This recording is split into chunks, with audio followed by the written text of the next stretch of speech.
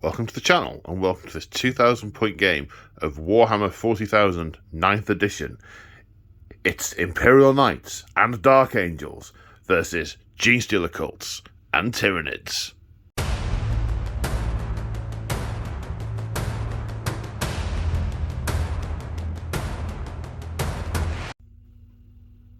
That's right, folks, this is episode 3 of our ongoing campaign, The Rising Shadow.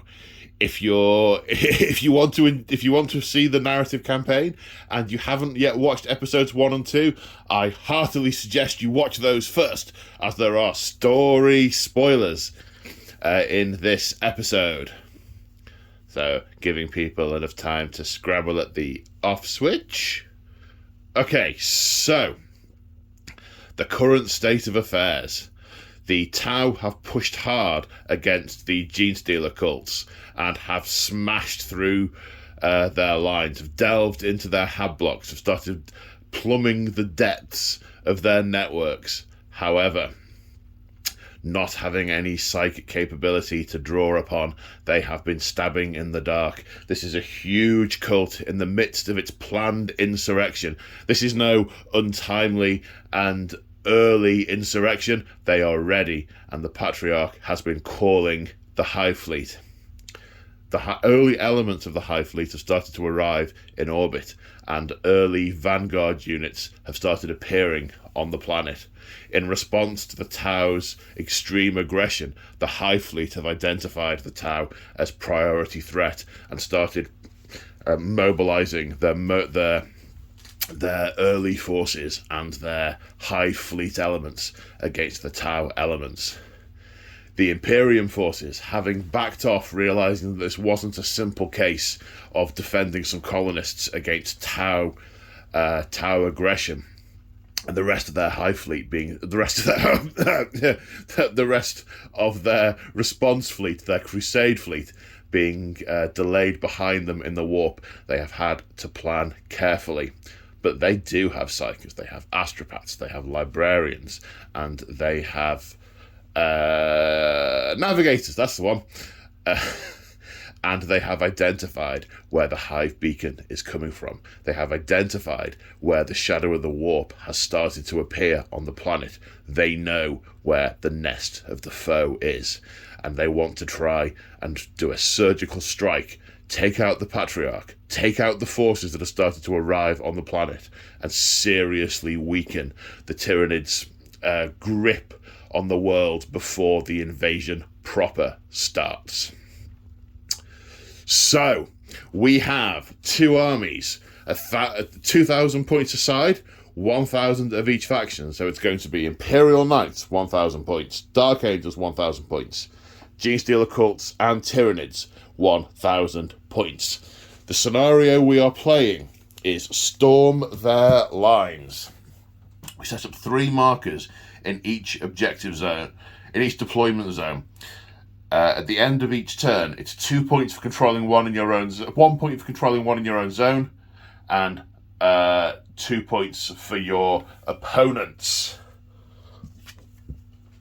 Because the Imperium, this chapel here represents the nest of the Gene Cult. The Imperium want to smash through and take out the psychic beacons. Equally, the Tyranids and the Genestealers want to entirely forestall any Imperial advances and push them back. Oh, I am so excited for this one. So we're going to do it a little bit differently to how we normally do it on the channel. We're not going to do army overviews, set up at the start and then deployment. We're going to deploy and then do army overviews. We're going to have to do something a little bit different with the Gene Cult, because they obviously deploy as tokens, but we'll get to that when we get there. But just before we get to that point, 2 little tiny bits of admin. The mat we are using is P-Work War Games. These buildings are urban mats. Everything else on the battlefield is GW of various different vintages. Obviously, the slate is from my garden centre, and the moss is from Amazon. But that's where the terrain and all the good stuff is. And the other thing before we play is on the channel we have a very small number of narrative house rules to enable narrative goodness to flow. These are: we don't apply the plus and minus 1 limit to dice roll modifiers. We let characters charge with units. So if we have a character or characters that are with a unit, and they're all going to charge the same target or targets, we're going to make one roll, and they either all pass or all fail. Then everything goes back to normal. We don't limit the use of multiple stratagems at the same time in one phase. And the most important rule we apply is what I like to call narrative common sense. We're using a rule set to play out a story, and that rule set cannot possibly account for infinite possibilities. So if we find something where we think the rule set isn't quite matching what we want to do narratively, we'll have a conversation about it and we'll change it, applying narrative common sense. So if that sounds like your cup of tea, stay with us and let's look at deployment and the armies. And here we are after deployment. We are on the Tyranid and Genestealer side of the table. I'm going to talk to the two armies separately. So here, from the underground burrow in this profaned Imperial temple, we have the Patriarch spilling forth with his closest bodyguards, his elites, his pure-strain Genestealers, his holy metamorphs coming up from underground to defend their nest. So it looks like we've got 10 pure strains, 5 pure strains. Patriarch. What's the Patriarch got? Patriarch has got, he's the warlord obviously. His warlord trait is preternatural speed, which means he can re-roll hit rolls for melee attacks, and he always fights first in the fight phase. Awesome. He's got a relic, which is the Crouchling, which allows him to re-roll 1 psychic test. So I have to give him a psychic familiar, that's a 10-point token, which allows him to re-roll a psychic test once per battle. If you upgrade it to the relic psychic familiar, he becomes the Crouchling, which means the token doesn't get removed. I can re-roll a psychic test per turn, and if I roll any doubles for the psychic test, it can't be denied. Don't think that'll be a problem. I don't think the Imperial side have turned up with any psychers. Yeah. Uh-oh. And for psychic powers, he knows Mass Hypnosis, Might from Beyond, and Brood Bolt Surge. Okay, and we will come to what they do as and when we get to it. Now, off the table, you have some reserves. Oh, sorry, very briefly, I spent 1 command point on the hybrid metamorphs for biomorph adaptations, I think it's called. It's 1 command point, gives them a 5-up invulnerable save, because they are the most Genestealery of all the hybrids. And maybe in this game, we will remember it. Yes. Because we forgot it in game 1. Yes. Okay, and so your reserves. So there's definitely a theme to this. There's the Patriarch and his closest most evolved. His pure strains, his bodyguards, his kid, but they're aware the nest is under attack, and they're drawing in other forces coming in every which way, which comes to the hybrid side of things. So we have a unit of 5 hybrid acolytes with hand flamers and a banner. You'll remember from previous episodes, the banner can be used to bring models back to the unit.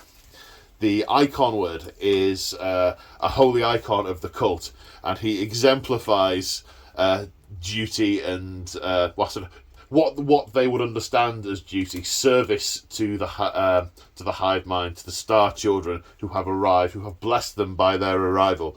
So he is drawing the cult inwards. We have a unit of 10 neophytes with an icon, 2 mining lasers.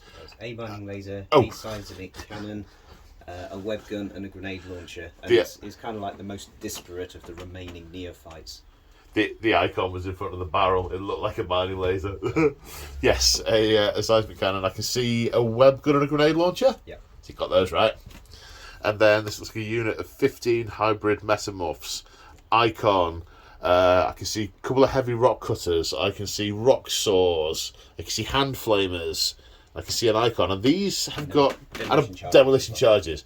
And these have got an upgrade, haven't they? Yes, excavate. It's a proficient planning upgrade. Excavate.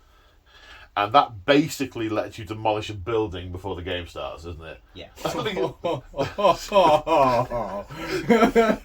there's one unit in a building. that there is the distant sound of mewing Imperials. So that's the Genestealers. Wait, what? Shush, peanut gallery. The Tyranids are talking. So from a Tyranid point of view, deployed on the table, we've got two clumps. We've got a Tyranid Prime. Yep, he's my warlord. He's your warlord. What's he got? He's got heightened senses, and he's got the Maw-Claw of somebody racks. He's got more claws. More claws. Yeah, his relic is the Maw-Claw of... I'm not even going to try and say it. It's really random. You're going to have to read that one. His relic is the Maw-Claw. More claws, which basically he gets more attacks, and the more things he kills, he gets more attacks. So he's quite funny. Is he a psyker? He's not a psyker, but he is Synapse. Yeah. Then behind him there's a blob of warriors with three warriors with bone swords and some Hormigants with flesh borers. Flesh borers following up. Termagants with flesh borers. Termagants with flesh borers. Should we get the names right? Yeah. Oh man. I've already had to delete one clip because I called the Patriarch a Broodlord. Yep. But the thing is, right, this is kind of now a Tyranid army, conceptually. Half, yeah. So he's kind of a Broodlord now. In fact, when the cult inevitably gets eaten, because that is the fate of all cults who successfully summon the Hive Fleet, they become the Broodlord and the Genestealers in the Hive Fleet army. So when you encounter a Broodlord and Genestealers, this is how they started off. Yeah. So he won at Tyraniding. Yes. Do you want to say what your warlord trait does? We did, didn't we? You Oh no, said my we heightened senses. So my heightened senses gives him fight first and reroll wounds. Yes. So that's on the prime. Yes, he has heightened senses and the Maw-Claw of blah blah blah. The Maw-Claw! The Maw-Claw. Yeah. Maw-Claw. And then over... He's not a Skaven, Joe. So over here... Scurry, die now! No, stop it. Stop it. So then we've got another blob of warriors with bone swords, who are just normal warriors with bone swords. They've all my warriors have got toxin sacs and adrenaline gland upgrades. Right. And I've done it on the prime as well because it just keeps them all the same and makes them run faster. And it makes sense. They've all sort of hatched out of the same evolution pod. Yeah. And then we've got the Hormigants. Without flesh borers. Without flesh borers. They have got toxin sacs and adrenaline glands as well. And then we've got the Neurothrope, the little floaty brain bug at this end. He probably came down in a pod. He probably wasn't hatched on the planet. No. He came down in a pod. And what these guys are doing at the moment is absorbing as much biomass as possible, starting the digestion pools and starting to spawn. Totally. And then we've got the important stuff. Over to your right, we have 3 lictors and a parasite of Motrex. All the infiltratey stuff. Yep, so parasites up in the sky, circling around, and the lictors are hidden in the buildings, ready to hop on Space Marines and eat their faces. And I see a Ripper Swarm. That's because the parasite is creating Ripper Swarms, isn't it? Yeah. Well, he doesn't create Ripper Swarms. The Marine makes the Ripper Swarms. Uh-oh. Spoiler alert. So, slight tweak to the table from the intro I did. You can see these Tyranid hive pieces. We forgot we forgot, oh yeah, we should put some of that on the board. So these are March of War from your good self. Yes, these are my biohive terrain. So what you are the official channel painting studio, but you also do terrain and casting. So, and I was just about to say these NIDs are on on your bases, and actually on this mat they look fantastic. Well. I'm like, they are not on bases. Yeah. They blended in. That works really well, doesn't it? It does. I like that. So that is 2,000 points of Hive Fleet and their Vanguard. Let's go and take a look at what the Imperium have brought with them. But just before we look at the Imperial stuff, we forgot a couple of things, because obviously it's the first time we are seeing the Hive Fleet in this campaign. So, James, I know the Kraken. We are Hive Fleet Kraken. So, could you just give us a bit of an overview of the generic, what the Tyranid special stuff is, and then what Kraken do? Specifically. No, generally the extras that Tyranids have. So all the Synapse and the... So, Synapse... We get Synapse, which is a 12-inch from each model, so 6 inches going out for immune to battle shock. Yes. And then you get synaptic links, which is 12 inches between models to get synaptic link bubbles of the imperative cards. So basically, at the beginning of each turn, I choose an ability that a synapse creature passes out, and everything that is in link range gets that advantage. So if I understand you correctly, that any units within 12 inches of a synapse creature are immune to morale tests. Yes, in a 12-inch bubble, so a 6-inch 6-inch radius from a synapse creature. And then 12 inches between each model for synaptic link. And if the synapse range of creatures overlap with each other, then your special abilities can sort of jump between them. And I can cast along that with certain things as well. So some of my psychic powers are within synaptic link range of a psyker. So my Neurothroat there can cast a power, and it goes, yes, they're within 12, yes, they're within 12, yes, they're within 12, that's within 18 of the last model, so I can cast from... So it sort of forms a network. Exactly, yes. Okay, and you have a per turn ability that we can go through at the start of each turn we'll do that. Yeah. Okay, and what's the special thing that Highfleet Kraken is have? On the charge we get +1 to the AP, and then there's a second one that I can choose, but I'm going to make it the one that my whole army can heroically intervene. Right, okie dokie. Everything. All the little bugs, all the big bugs, all the characters.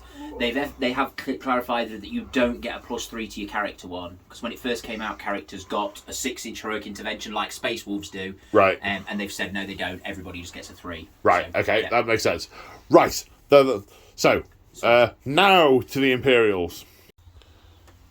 So here we are on the Imperial side, and we have 1,000 points of Imperial Knights from House Raven. House Raven. House Raven. We have 3 war armigers. All separate units, yes. And what's this big fellow? He's a Preceptor. That is Sir Luther Mortarstock. He has just returned from a service with the Titan Legion. He's rejoining the House Raven after their losses in the Tyranid campaign. Is he a freelance? He was. He's not anymore.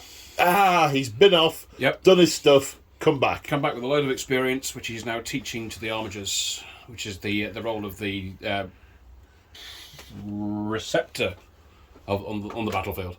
Nice. Yes. Love it.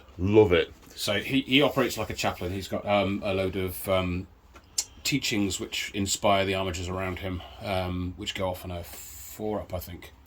Superb. So, what... So we've covered in the previous episodes the generic Imperial Knight stuff, which is cool. Yeah.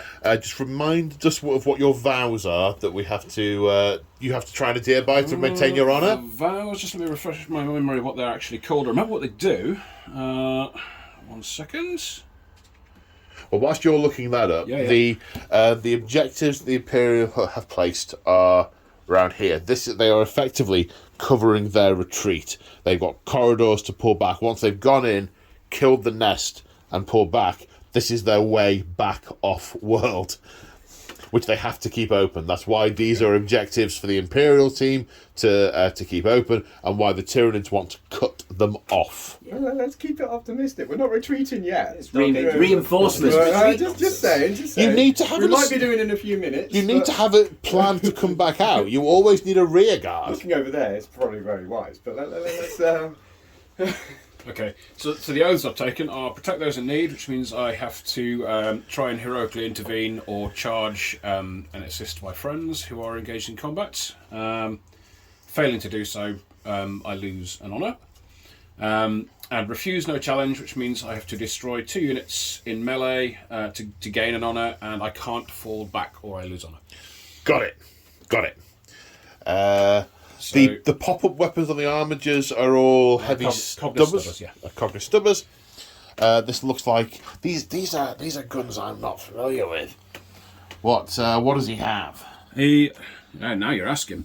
That's the standard Preceptor weapon, which does really nasty things to people. I forget what it's called. And some missiles on the on his carapace weapon. The Iron Hail. And that's a multi-laser, yeah. I thought it was a multi-laser, but I thought they can't take multi-lasers. What's going on here? Okay, good stuff. Warlord. He's the Warlord.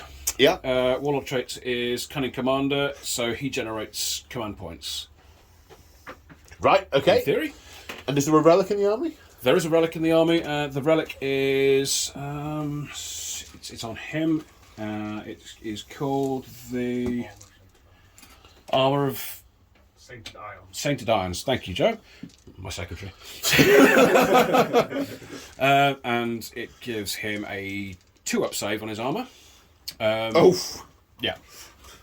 Nice. She is Genevieve Kess. She was in the previous engagement. She was the only survivor, and she managed to single-handedly restore the honour of the lance. In game 1, she jumped in and saved the life of the last remaining outrider who was beset on all sides by cultists. So she has been taken on as Sir Luther's personal squire. And for the honour, she has acquired a warlord trait, which gives her a permanent 4-up invul against range. So she's always got the iron shields rotated. Can she also rotate her iron shields? Well, she can, but it doesn't do anything. It doesn't do anything, okay. And so speaking of... so is there anything else to go through? No, that's it. Okay, there's nothing off the board, so your stuff is all covered. Okay, so from a Dark Angel point of view, we have a Rhino with a tactical squad. Yep. The tactical squad has plas cannon, plasma gun, plasma pistol, and a load of bolters, like all good first-generation Marines. Now, after a conversation earlier today, something that's annoyed me for ages, I've decided to implement a new house rule, which I obviously need to write up and put on the wall. But with the within reason brackets round it, I'm going to say characters do not take up space in transports, because it annoys me intensely that in all the stories the characters, a captain will jump in a Rhino with a squad of 10, but the rules say you can't. So brand new house rule, within reason, characters don't take up space in transports. So your captain, rather than following the Rhino on foot, is in the Rhino with the 10 Marines. Correct, like it.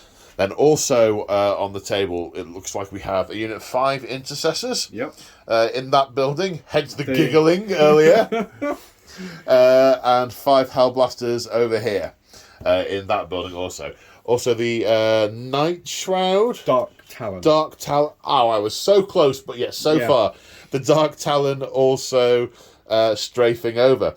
Now we have a survivor who we have decided for narrative reasons is joining the army, and that is the surviving sergeant from game 1 who fought off scores and scores of neophytes, refused to die, and was then rescued by the personal squire of Sir Uther. For the justified carnage. So we said that he has been patched up by an apothecary, regained D3 wounds, and he is coming along for the ride. He's a freebie, and he is made of pure cool. And also, in the teleportarium, the strike cruiser, knowing they don't have long to remain in orbit, are 5 Deathwing Knights who will be arriving by Deep Strike.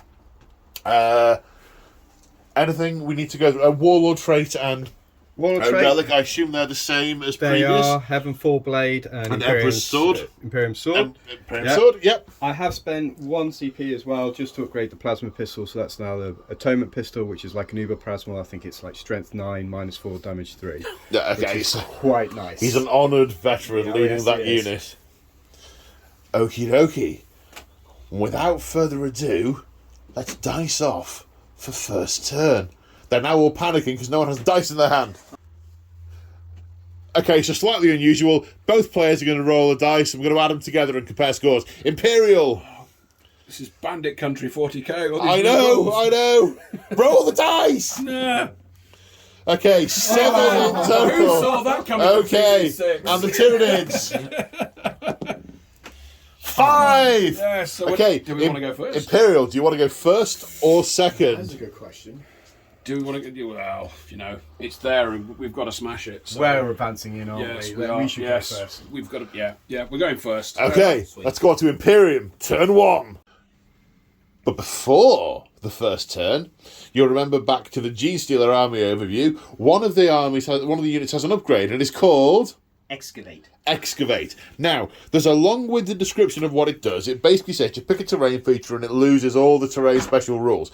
Basically, it's knocking the terrain feature down. Yeah, it loses So all of its traits and becomes difficult ground. yeah, okay, so it basically becomes a crater. Yeah. So what we're going to do is we're actually going to treat the building that's being blown up as a vehicle, and we're going to roll for the models in it. Then we're going to remove the building, put a crater in place. Yep, sounds awesome. So it's It sounds great, yeah.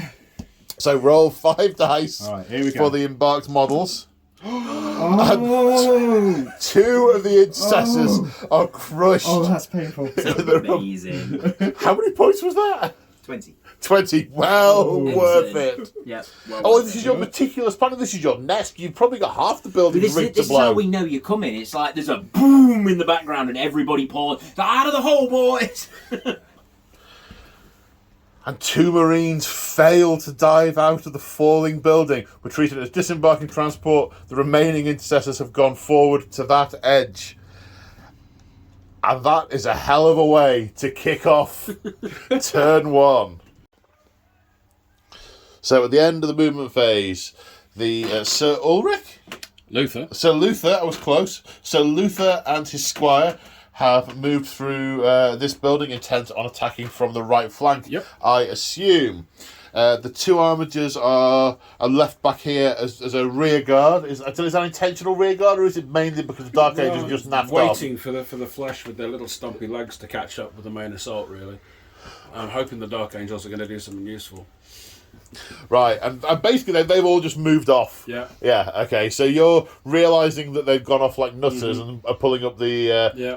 taking up the slack. Yeah, I'm beginning to think there might be a little bit of chaos trait and take going on here. So, I've just realised your guy's called Luther, right? yeah. Luther, it doesn't go down too well with us Dark Angels at the Really? moment. I'm thinking Oh, well, of sending in the Deathwing Knights now to go and investigate. Well, a little bit. this has taken a sudden turn. This might turn into a 3-way battle after all. No. It took us 12 hours to play game 1. You've all got homes to go to. All right. Eyes on the prize. Right, there were a few things that happened in the command phrase. I do apologise. No, you don't have to apologise. I was going to come back to you in just a second for that, if that's okay. Yeah, do your thing. It's your turn. Okay. Crack on. So the surviving bike, who's going to need a name, not necessarily today, but it's going to need a name, has zipped around here intent on coming around this direction and is driving past the rubble of this building. Game-wise, on that objective. The intercessors have moved forward. Mm-hmm. The flyer, whose name I will never get right, has gone that way. With Shoot's eyes on over there, and the Rhino is whizzing forward looking to break that barricade. Did it advance or just move? It just moved. Just moved. Any particular reason it just moved? What? Well, because I think I can still get out next turn behind those barricades and start putting I would say beachhead, but there's no beach. You know what I mean by that. Yeah. Okie dokie. And the Deathwing Knights still staying off the table. They are a later turn addition. They're waiting to identify the priority target. Okie dokie. So, what is Sir Luther doing to inspire his charges? Knightly teachings. He has given the virtue of courage, which gives whenever she shoots at something, an unmodified 6 on the hit roll will score an additional hit. And the Knight's Faith, which means it gives her a 6-up shrug. So, are these auras, or are they placed on a particular... Within 6 inches. So, the armigers who are accompanying him all get the extra shooty and the shruggy. The armies that would be accompanying him, but who can't because somebody left. Anyway, yeah. Sorry. Oh, dearie me. Okay, let's go on to shooting, because no one's brought a Psyker against the Hive Fleet. So we're starting with the Knight Preceptor.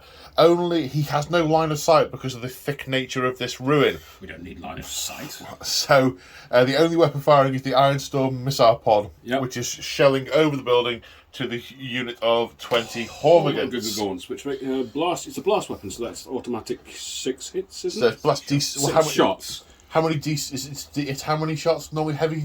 Heavy D3? D6. Heavy D6. Okay, so it is 6 shots. Yeah. Okay. So he would be hitting on 3s or was it 2s? Secretary. Threes. -1.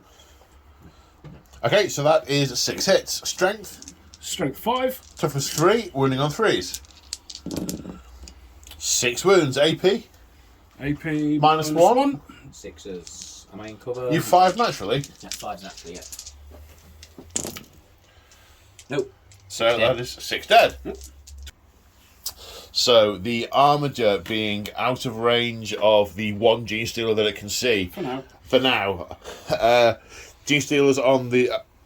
Armigers on the battle line, out of range for now. This table is going to be swarming. Yeah, it's covering our with... line of retreat, which obviously we're not going to do, so I might not stay there. Yeah.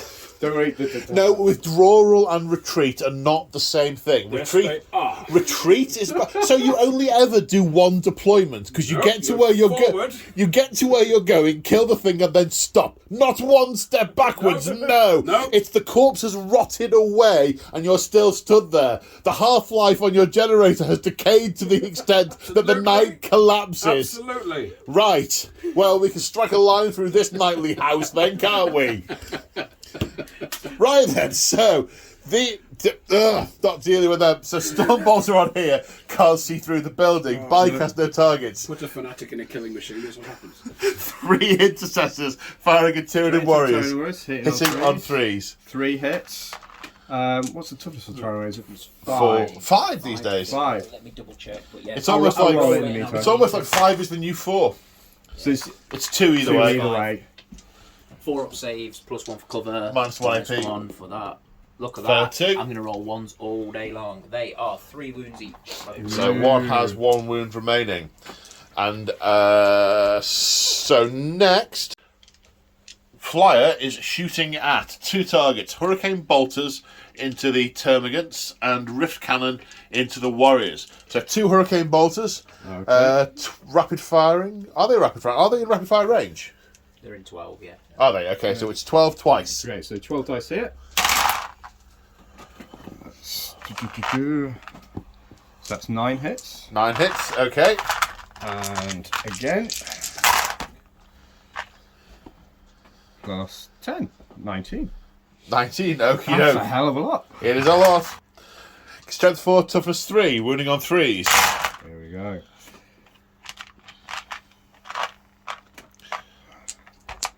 So that is 1, 2, 3, 4, 5, 6, 7, 8, 9, 10, 11, 12, 13. Wow. At no AP. AP dash. That's 10, 12, 13. 5 ups. 2 survive, 3 survive, and that is enough to wipe the squad. 10 die. Is it unit 10? 10 dead. Cypher's finest doing some work. I mean, what? And the Rift Cannon. And the Rift Cannon. D3 Right, shots. D3 shots. Go to the Would you mind rolling the dice where I point the camera, please, There's a nice Gambit? dice cup there. Yoink. It is There not we a go. dice cup. It makes a clattering noise that is really annoying I to feel I listen should to. point out that this is actually a roll as well. yeah, I okay. didn't just cheat and put the theatre. Alright, So so D3 shots. hitting on 3s. Ooh, 1 hit. Strength 12, wounding on a 2. Wounds. So that's three. That's That straight just three becomes mortal 3 mortal wounds. Which just kills 1. Was one of them? Oh no, it was that unit. Okie dokie. I think that is the end of the shooting I phase. think it is. Do we have any charges? It does not look like it, and no morale because of I Tyranids. don't know. Are we counting the people Yeah, out they the lost building 2. fell on him? This game's going to be hard enough without you 2 infighting. Well, I'm just saying. And They're the leadership shot. 8. The leadership 8 lost 2, they're fine. Oh, Can't fail. Okay, I was that's it. hoping to kill a couple and then maybe they might have had to take Well, leadership, but yeah, yeah. well. So that's the end of Imperial turn 3. 3? Turn 1. Okay, and things just got real. So, overview of the battle. There's a lot to talk through, but overview of the battlefield. So, we have hybrids coming up out of the shadows over here. We have gaunts leaping through the windows of the building, advancing towards these knights to swarm over it. The parasites swooping in from above. Lictors leaping out of buildings, ready to attack.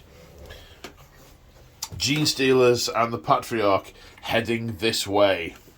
Genestealers, Warriors, and the Tyranid Prime swarming forward in this direction. Warriors piling towards that Rhino, and another Lictor leaping out of a nearby building, ready to pick apart the... it's probably already preyed upon the not quite dead intercessors that are now very much dead intercessors, and is eyeing up that lone bike, ready to leap forward and decapitate its pilot.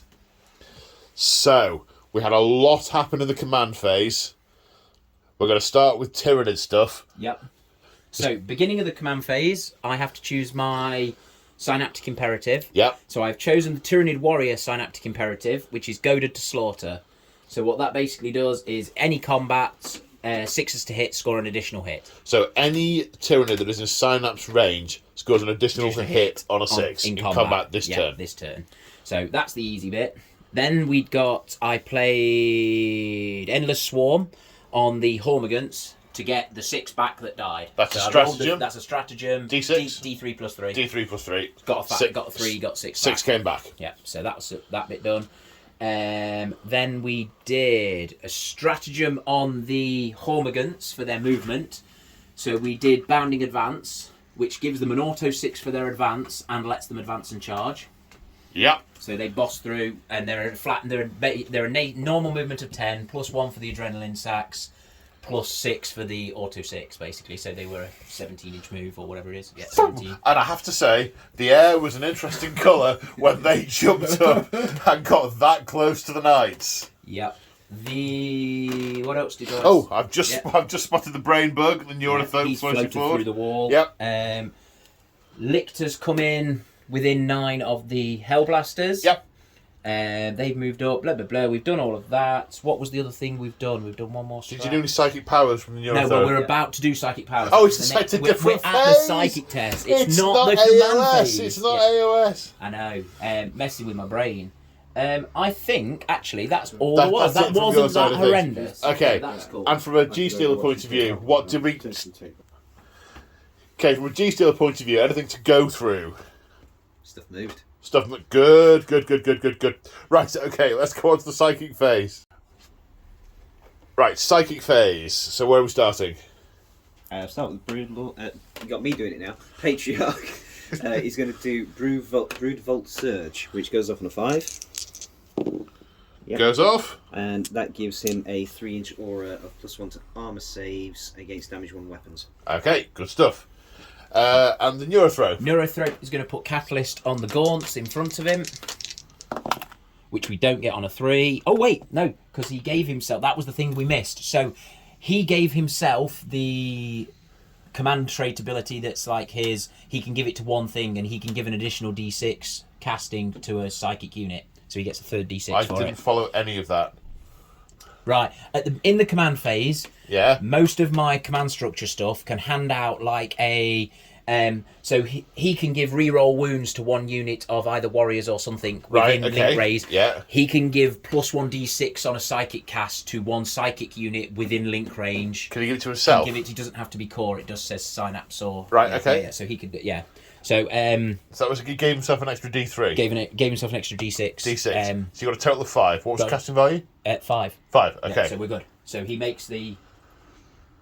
I'm going to double check that. I've just now you've made me think twice. I thought you said 6. That was all. I think I said 6 as well. Manifest. Where's the 6 on Catalyst? Even with 3d6, he fails to get his 6. Yeah. So that's not happening.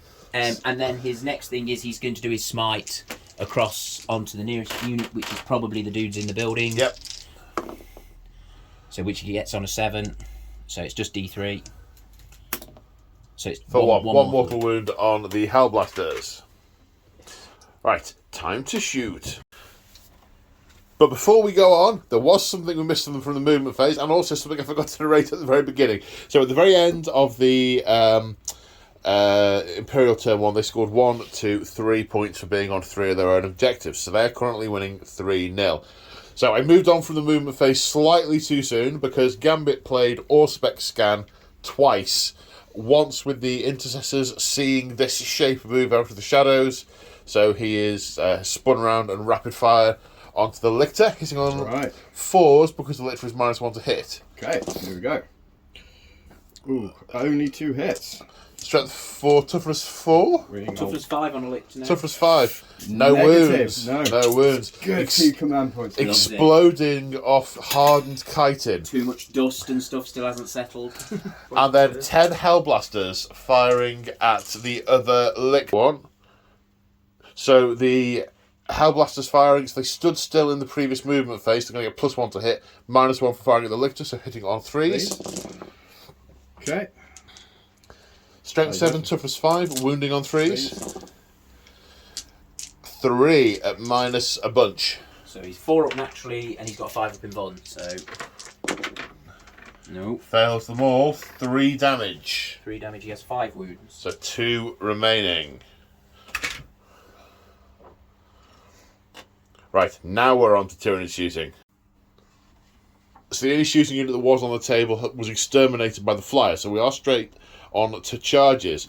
So starting here with the Lictor, am I right in thinking the Lictor ignores terrain? Ignores because of his flesh hooks. Okay, so does not suffer a -2 for the crater, so it's a 9-inch charge against 9-inch the bike. rollable, And it's re-rollable charge against the bike. which is lucky. It's re-rollable. 7. They're the 2 most cocked guys I've ever seen. It's a 9-inch charge successfully doing- made. Has Leaving in the leapt terrain, yeah. on the bike. Sweet. He needs to stay in the terrain.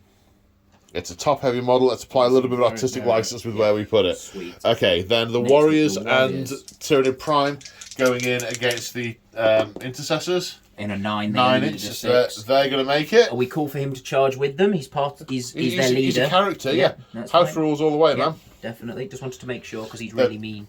And these Warriors... Warriors into the Rhino. I think it was a 5 with a +2 on it on top. So they're making it on an 8. So they're in.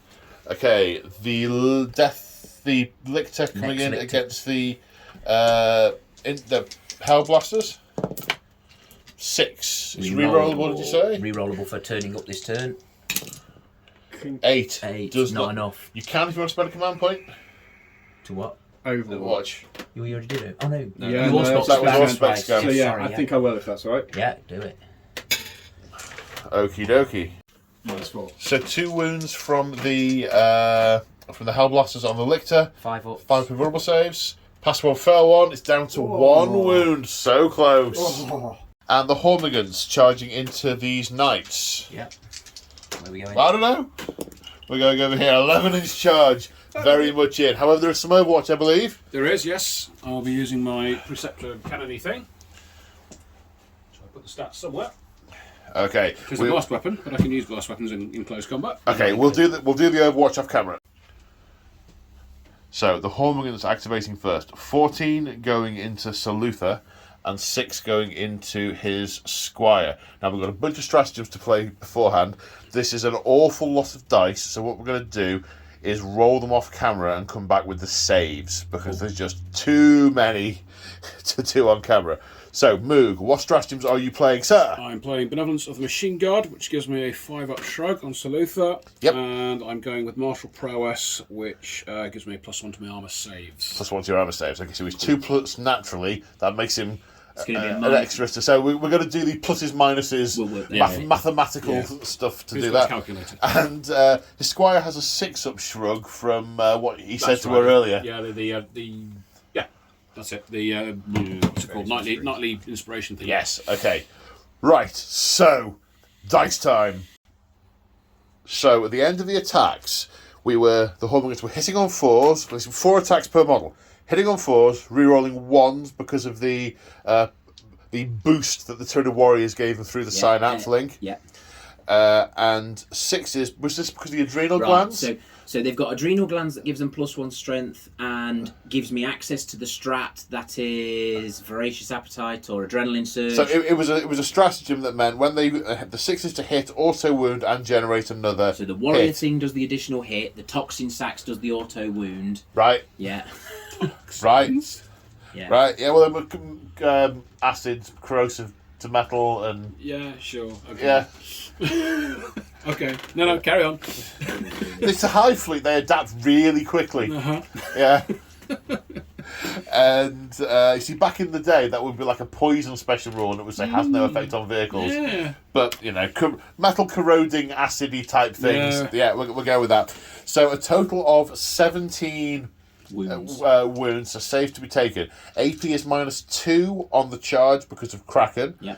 So the 2 plus save naturally, -2 becomes 4 plus save. However, the Omnisar's Benevolency armour 3+. makes them 3 plus saves against 17 hits. Good one, sir. Oh, that's a lot of ones. No, it's not a lot of ones. I was just panicking there. 1s and 2s. Looks about 5 or 6. So 1, 2, 3, 4, Say 3 up. 5, 6. 6. That's not too Okay, bad. you also have a 5 plus shrug from the other Let's strategy get these played. guys out of the way. So Shrug. 5s and 6s ignore the damage. 1. So I'll take 5 wounds. Take 5 wounds. 5 damage taken on Sir Luther. And 11 successful wounds on the Squire. So this is a slightly worse situation because she has a 3 plus save. So -2 is 5 up, and she only has a 6 plus shrug. Yep. So I expect this to be swarmy nastier. 5%. Oh well. Rhubarb. So that looks like 5 that get through. Yep. With chill shrug on 6s. Shrugs 2 of them, takes 3 damage. Praise the Omnisire. The Omnisire protects. And the Lictor leaping on the valiant and stalwart Sergeant. The Lictor, can they now, in 9th edition, live up to their reputation from 2nd ed of being vicious stealth hunters? 5 attacks, hitting on 2s. So here comes 5 1s. 4 4 hits. hits. Strength 7, toughness 5, wounding on 3s. That's 3 wounds. AP is 3 naturally, but 4 because of Kraken on the charge, which goes straight through the power armourer and the bike. 2 damage each. That is 6 damage. He rolls off the bike as the bike is torn asunder and lays on the ground unconscious whilst the Lictor eats the bike. It's like the Gene Cult was screaming, "He's coming! He's still coming!" Does Jink work on ranged or melee? It does not work on melee. Damn No, it! he didn't Right. fight. No. Oh, That was worth a. Poor. And the bike is no more. Tyranid warriors into the Rhino. 3 attacks base, plus 2 attacks for 4 bone swords, basically. So dual bone swords. Hitting on 3s, 15 attacks. Whoa. So rolling to wound with adrenaline glands and bone swords, we have a total of strength 8 against toughness 7. That's a fair number of 1s and 2s. It is. 1, 2, 3, 4, 5, 6 at AP minus. I think I was 3. going to say 2. Sounds about right. But about right. -2 naturally, and then it becomes -3 3 because of Kraken. Okay. So 6 6 saves of sixes. 6s. 1. So that's 5. Flat 2 damage. I was going to say 1 damage each, yeah? No, 2. 2, Rhino's 4, got 10. 10. Does it explode? 4, 6, 8, 10. Oh no. Hopefully. No. It does not. Right, 11 dice for the occupants. Can you roll me 11 1s, please? Well, shall I roll the. No. No, it's just his mates push him out. Sorry, 6. 8. The Battle Brothers will sort of leap in front of him. They will Save the commander! Okay. 3 die. So the Marines disembarking in good order, ready to lay fire down next turn, but they clearly haven't noticed the Lictor behind them with its adaptive camouflage, such as it is. Just a slight point, the Lictor did stop in the crater because it is hiding, but wobbly model syndrome means we have to have it flat on the table. So the Tyranid Prime activating first. With all his relics and weapons, he is on a total of 9 attacks, hitting on 2s. That's 3 1s, so only 6 hits. Yeah, but that one becomes an auto wound and an additional hit. Because of toxin Because sacks. of toxin sacks and the warrior synapse thingy. So these are strength 5 base plus 2 for the whatnot, and so the strength 8. They're 8 as well. Okay, 2s. 1, 2, 3, 4, 5. They AP 5. 3 or 4? Then -2 naturally, and then become Do you have any rerolls or anything on that? The relic. from the relic. Yes. So no, but they all one reroll, wasn't it? Then from the one that I rolled. Yes. So now it's 6 saves, 6 at -3. 6 at -3. Okay, 6 saves or 6 plus. No problem. For the Emperor, for the There Lion, we go. for crying out loud, that hurts. That's 5. But what's the damage? At least 2. Yeah, they're 2. Yeah. 2. Okay, so the intercessors are brought down. So because of his Maw Claw relic, Because of his relic. whenever he kills a unit, whenever he destroys a unit, he gets an additional attack for the rest of the game, capped at 3. Right, So he's now okay. just gone up by 1. So next Well, we time- can ignore that capped at 3 nonsense. If he chews his way through 10 Everything. units, he's got an extra 10 attacks. Sweet. And needs to be lanced from orbit. Yes. Okay, so... Is that all the charging units? It I is. think it's all the charging units. Now you get to slash some little bugs. Yeah. Right, so Luther activating 4 attacks on his profile, using sweep with the chainsaw, the giant chain thing, to do twice the number of attacks. Playing chain Chain sweep sweep, yep. as the stratagem, taking the attacks up to 12. Hitting on 2s, wounding on 2s. Come on, you ones. That's all of the hits, I That's believe. 12 hits.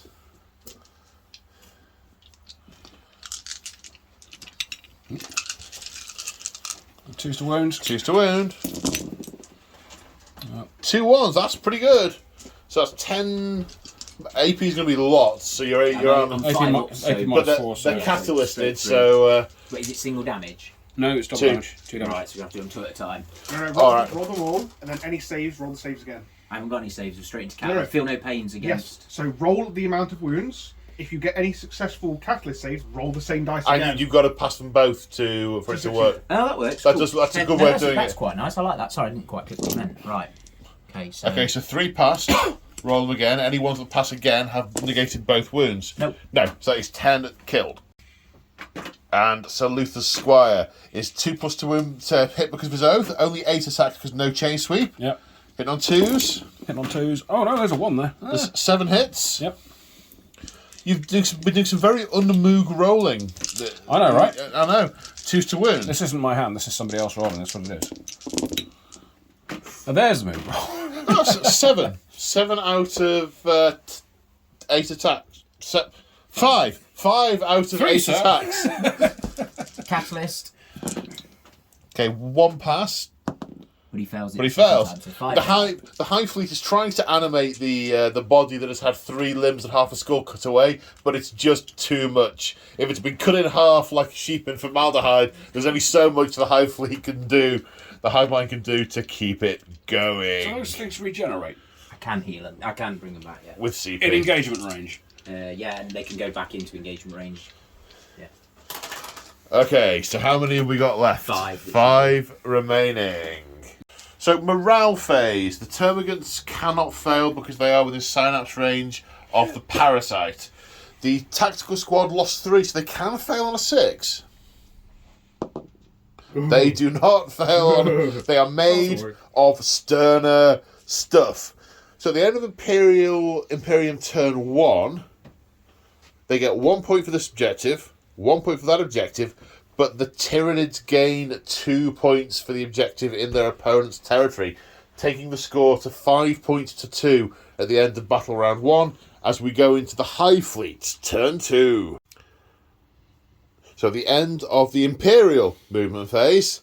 End of the Imperial movement phase. The Tactical Squad and the Company Master have moved around here to engage the Tyranid Warriors and the slightly larger Tyranid Warrior.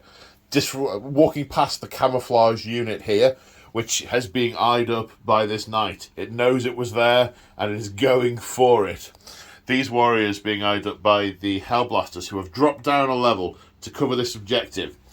The Helverin, the Armiger, moving forward to take shots at these large Tyranids. There's an uneasy feeling coming from this massive brain on a tentacle, and it's going to be thermally lanced in the face, but can its psychic shield withstand it?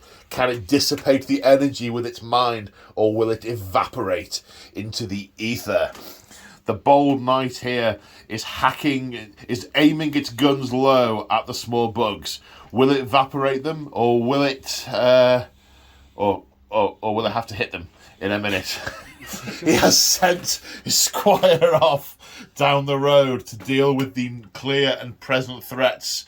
The Genestealers round this corner, the hybrids, yes. This brain bug here that is clearly directing the host of Hormagaunts. There are going to be some shootings. There's going to be some other stuff. Over here, the Talon. Dark Talon, yes. The Talon, you got it the right. Talon has banked. He's dropping a status bomb on these Genestealers that we'll deal in a minute, and is flying through the narrow confines of this profaned chapel, about to put its fire down into this nest of iniquity. That's probably the wrong word. Following the trackers on the Ravenwing flyer, the barge in orbit has sent the Deathwing Knights into the fray, landing behind the Genestealers, ready for a charge. And I imagine Sir Luther was inspiring in the start of his phase. What noble lessons has he imparted to his charges? Same one as last turn. Right, okay, so units within 6 are going to get a shrug and an extra hit on a 6 when I shoot him. And I just noticed his squire is no longer within 6 inches by any stretch of the imagination, but the other one is. No, but she's to be sent off on a particular task. Like a Padawan being dispatched. Yes. Or like a... what's it called? Oh, there's a thing and I can't remember it and we're running out of time. So being thrown away. Say Yeah. not a used Coke I can. see what you did there. Yeah. Okay, were there any other stratagems or command abilities at the start of the turn, guys, we need to go through? No stratagems, but the Dark Talon flew over the And dropped the status and bomb. dropped the status bomb. Okay, So and I just more D3 for more for wounds. For Killing 3 Genestealers. And he's making the charge longer! Probably the middle ones, right? I hope that didn't get on camera. Was it out of camera shot? I don't know. We'll check the footage. We'll check the It's footage. definitely on audio. I didn't swear. That's all right. It was the other bit that was the problem afterwards. Right, so let's go on to the shooting phase. It's starting with the Armiger. Cognus Heavy Stubber being put into the crippled Lictor. 1 wound to take off it. And the Thermal Lance going into the Brainberg, the Neurothrope. Yep. Where are we starting, sir? Thermal lance, it will be a thermal spear. Thermal Spear, sorry. Cognus Heavy Stubber first. Okay, into the Lictor. -1 to hit. Lictors are naturally -1 to hit, Yep, so yep. 4s. 2. Strength. Strength 4, because it's a bolter on steroids. Toughness 5. 2 saves. Ooh. Any AP? No, it's a bolter. Yeah, Effectively. roll and check if he's a 4 up naturally or a 5 up. 2 and a 3. 2 and a 3, he's dead. He's not a 2 up save. Purple ichor everywhere. Then the Thermal Spear into the Neurothrope. No minuses to hit, so hitting on 3s. 1 hit, 1 miss. Strength a lot. Yeah, strength 9. Winning on a 2. Yeah. Is it toughness 4 or 5? The Toughness Neurothrope. 5. So the 2 is not a wound. Oh no. Double check. That's it. Now it matters, doesn't it? It does now, yeah. Um, Toughness 5 does not wound the Neurothrope. Okay. Now the other Armiger is firing. Seeing that the brain bug has survived, the Thermal Spear Yep, spear. is going into the Neurothrope. The Cognus Heavy Stubber coming into the hybrids, who are spending a command point on 1 with the shadows. I mean, they're in shadows. It's perfect for an extra point of armor save. Mm-hmm. So Cognus Heavy Stubbers hitting on 3s. All of the hits. 4 hits. Strength 4 toughness. No, the 6s are... Oh, no, she's not in range of the thing. No, Ah, not so anymore. close. No.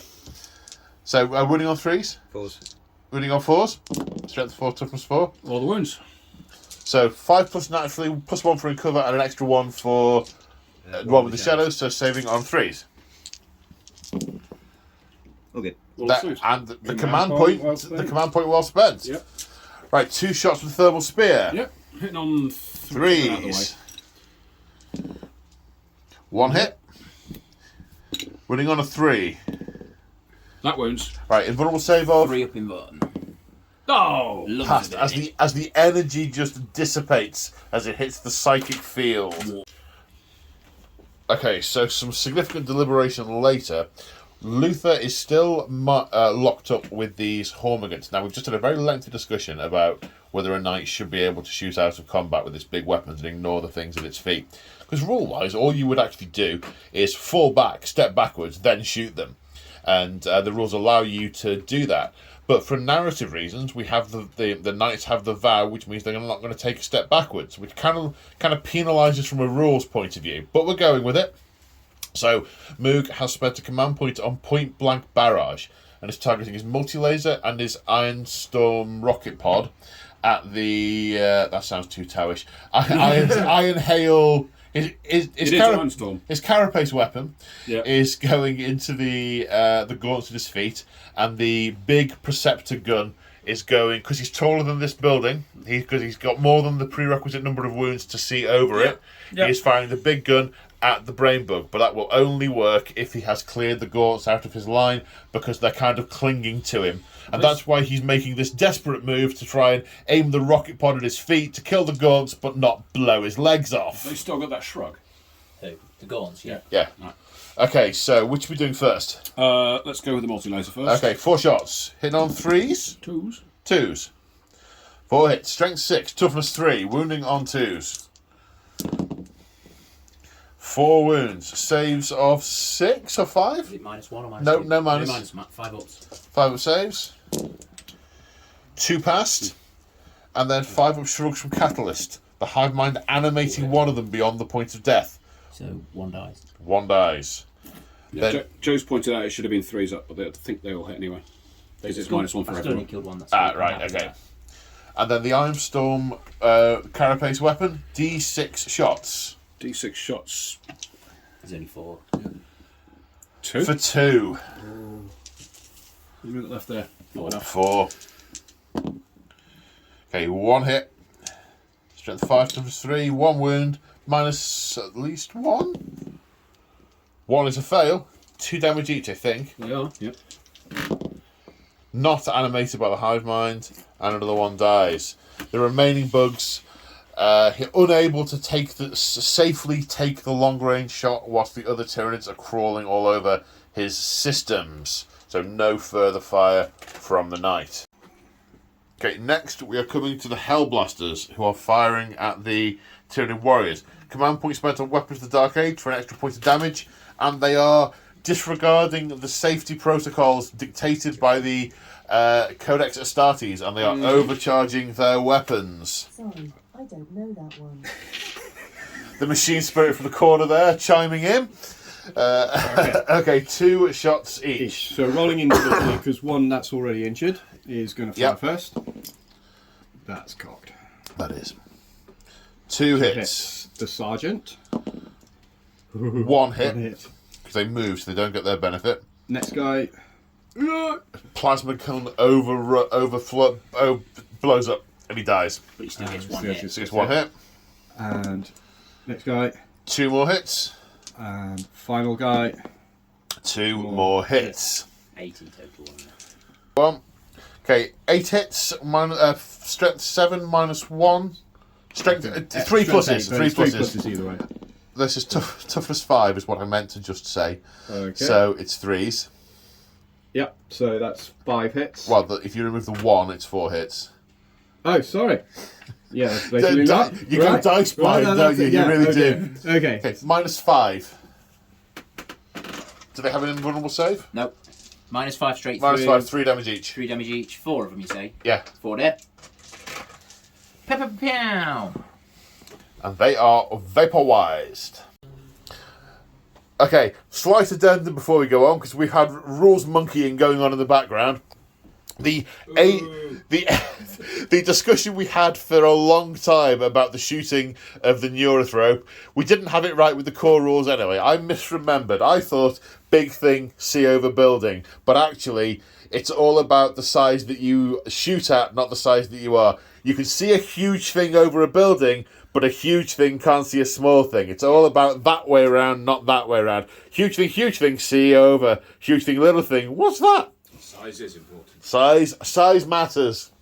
So, or something like that. So, over here, Weapons of the Dark Age being spent again for additional damage for the Plasma Pistol, which is a relic. Yeah. And the Plasma Gun and the Plasma Cannon, all going into the Tyranid Prime, who is a character, but is not within a 3-inch... He's not protected by a unit. He's not protected by a unit of 3. Yeah, thanks, James. Okay. And a crack grenade. And a crack grenade. So crack grenade going in first. Okay. Hits. Strength 6, toughness Toughness 5. 3s. No dice. Okay, and then plasma pistol coming in. 2s, 3s. 3s 6. from the sergeant, so it hits. Yep. It's strength 9, so still 3s. 2s. 2. Strength, toughness Oh, no, 5. sorry, so 3. Did you say 6? Toughness 5. Toughness 5, strength 9, so 3s. Oh no.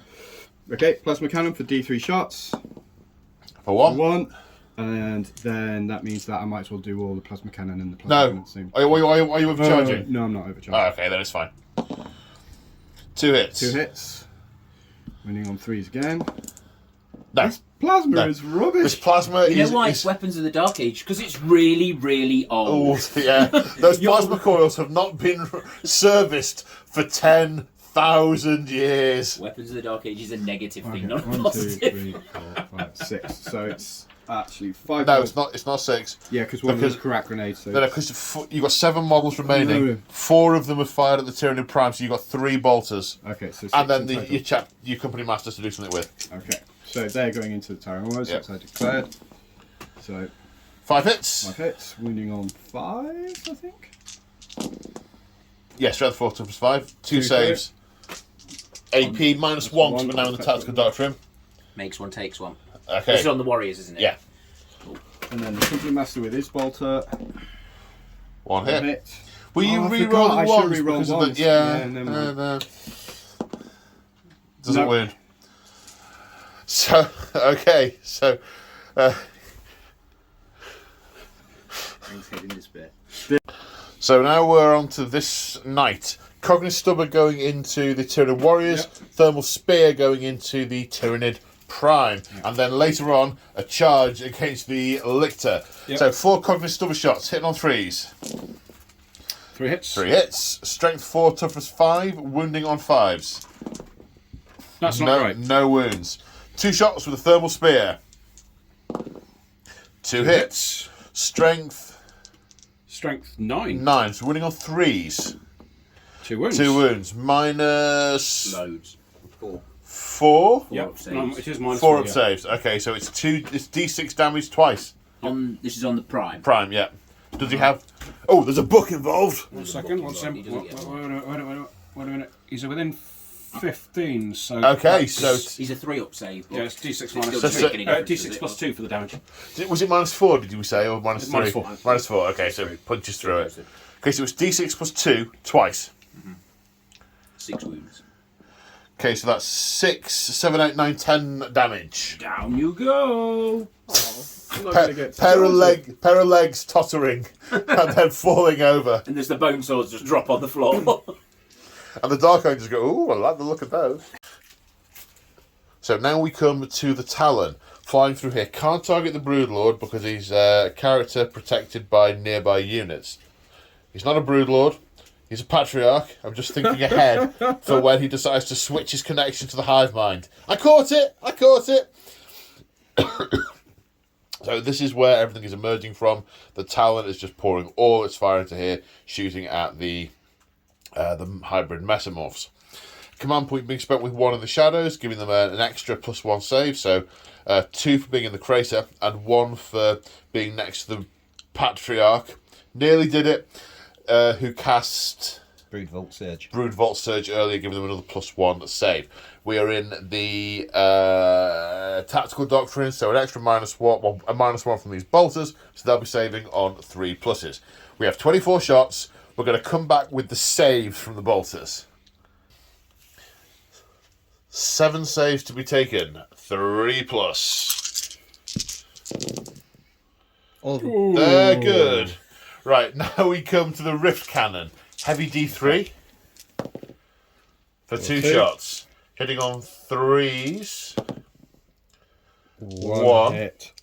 Wounding on a 2 because strength 12, which does a flat 3 3. mortal wounds. So 3 are exterminated. Okay, now we're coming into the charge phase. Deathwing Knights into the Genestealers. Yes. 9 to charge. Hold on. 5. No, 8 does not cut it. So, deliberations here of the art of the possible. The Lictor is going to be worth 2 points on this objective to the Tyranids in their turn. So, important to take it off, but also conscious that they are behind on points, the score being 5 points to the Tyranids and 3 to the Imperials after turn 1, that they want to rack up the points in their own turn. So, this Knight staying put, holding this objective. The Tyranid Warriors becoming a problem for a later turn. The tactical unit and the company commander charging into the Lictor to deal with the Lictor. It's a 2-inch charge, but difficult ground through a crater, so making it a 4-inch charge. Good luck, sir. Okay, here we go. 8. Yes, they're in. -2, 6. 6 inches of movement. And then over here, the Squire is charging the Acolyte Hybrids. Overwatch. Overwatch. Cry of Overwatch. I don't know whether I'm in yet, but yeah, carry on. Doesn't matter if you're in. The Overwatch can happen. Ooh, that's tape measure territory. Yep. That is tape measure territory. So, tape measures tell us that is a failed charge. Needed to be a 4. 2 wounds taken on Overwatch to hand flamers. Vital circuits being overloaded by heat and burnt out. So, the fight phase. Charging units over here, we have 2. We have the tactical squad and we have the company master. The Lictor has always fights first, so these 3 units all have fights first, so we alternate between them, starting with the Charger. Gambit, you're going with the Company Master, I believe. Correct. Who has some attacks on the charge. He does. How many are we talking? He has 7. 7 on the charge, hitting on 2s. It's the -1 It's in permanent. combat. It doesn't specify, so it just says whenever each time an attack against this model is made, subtract 1 from the attack roll. So 3s to hit. He's a slippery little sucker. Oh dear. Oh. Oh, You whoa. can't re-roll for yourself either. That's can you? English for stop a horse. Oh, no. Okay. Only 2 hits. Strength. Let me just check the Heavenfall Blade. It is +2, but he gets an extra strength on the charge for his Warlord. Strength skill. 7. So strength 7. So winning on 3s. Threes. 1. At AP. At AP -4. Sorry, -4. 5 Damage up in 2. one. 5 plus invulnerable save. He dodges left, he dodges right, he dodges out of the way of. He dodges out of sight. Okay, so now it's the Lictor's turn to activate because he has strikes first.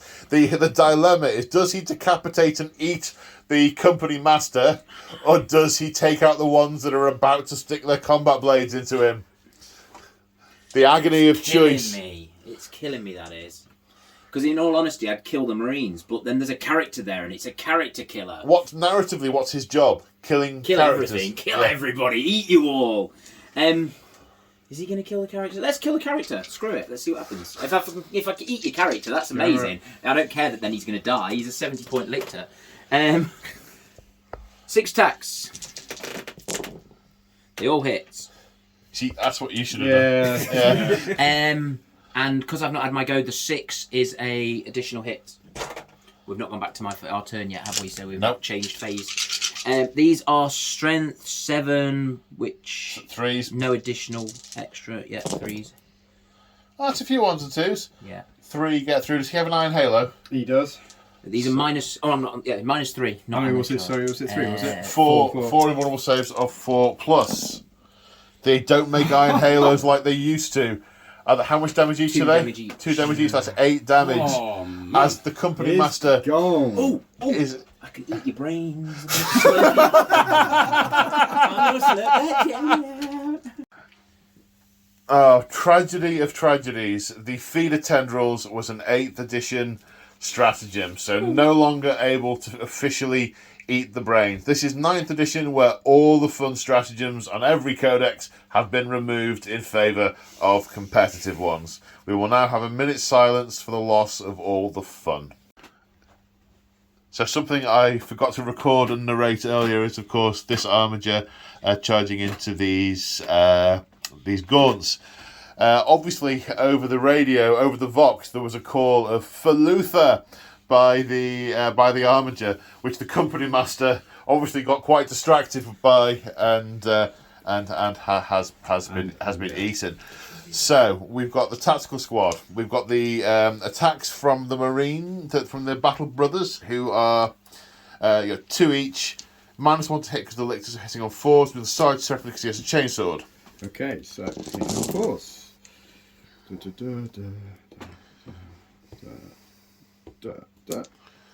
Strength 4, toughness 5, wounding on 5s. Okay, that's 1. 1 straight One save. save of whatever his normal save is.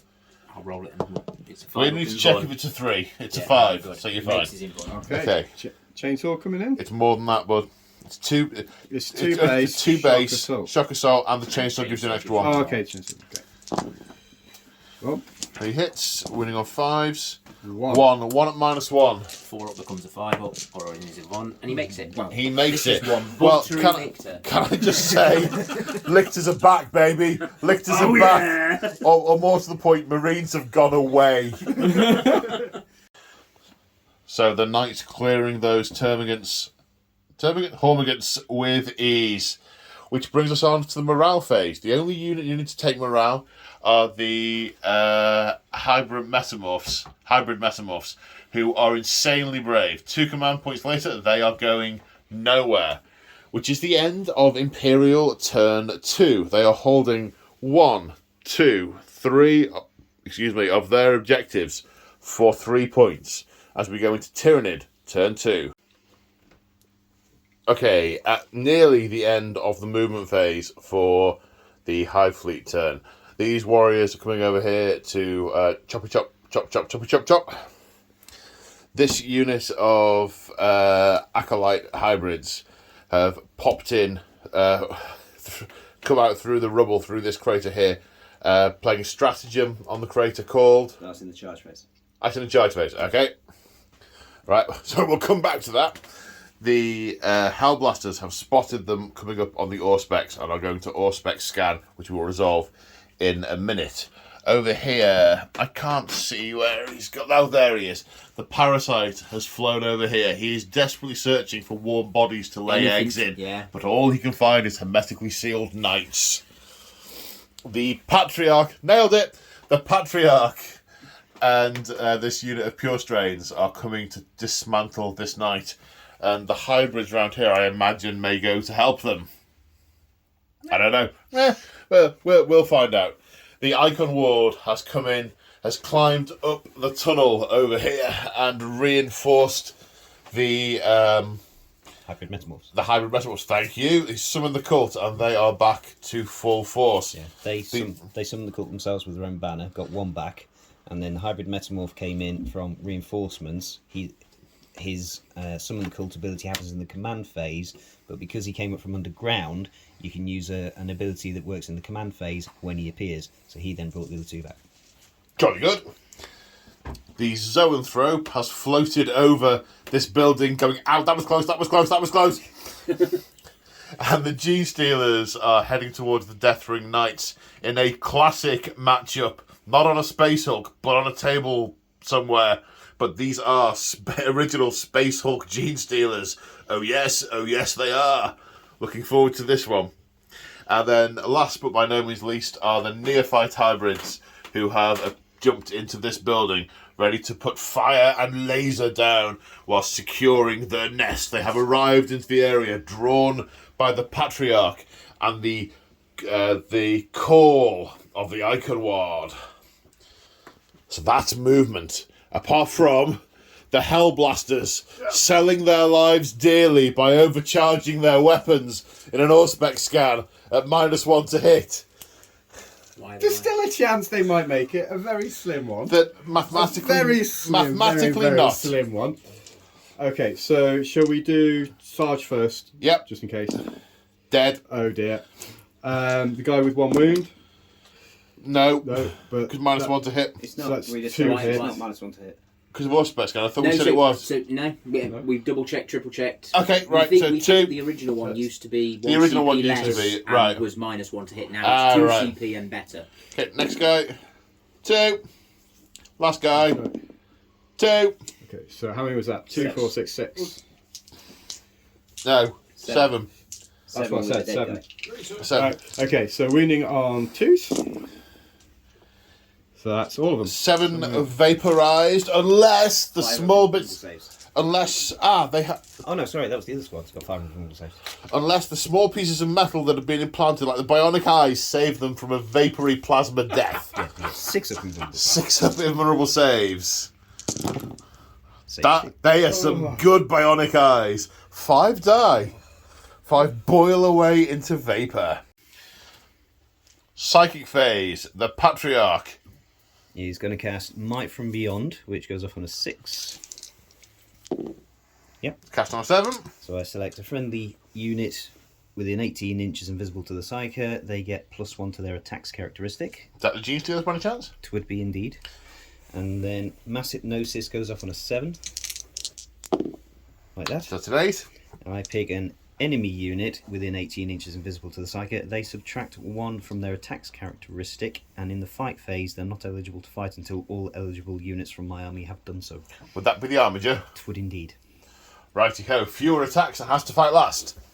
Cool. Okay, does the Zoanthrope have anything to do? Zoanthrope's got the 3d6 jobby, so he's going to do Catalyst on himself, which goes off on a 6. And then he's going to do Smite into the... Is that nearest? Yes, it's nearest invisible, yes. So 10 isn't a Super Smite, which is a shame, so it's a D3 for 3 mortal wounds on your flyer. To the Talon. So endeth the Psychic phase. Okay, the practically invisible neophyte hybrids, very well concealed in that building. Just because I can't see them because the window and where I'm stood, but they are most definitely there. Are firing their weapons at... Yeah, I know there are windows coming out as well. It's just the angle I'm looking at is weird. Firing into Deathwing Knights. So, lots of different guns. What are we starting with? Start with the web gun, Okay. which is D3 shots. The 2. And I now just simply try and roll in excess of the strength characteristic, which is 4. Correct. 5 5 and and 6s. 6s will do mortal wounds. None. No mortal wounds. And then, Fizzing off the storm shields. mining laser, which is technically moved, will be hitting on a 5. So it misses. Surprised you're not putting the minor laser into the flyer, to be honest. Then I'll be hitting on 6s. And then we've got a seismic cannon, which will be we'll do the long wave, which is heavy 6, hitting on 5s because again it's heavy. 1. We will wound on a 4. Strike the 4 toughness 4. Nope. Or I can reroll a wound. Yep. Wounds at -1. So 1 save of 3+. But the storm shields, don't they give you a +1 as well? So is that still back down to 2+?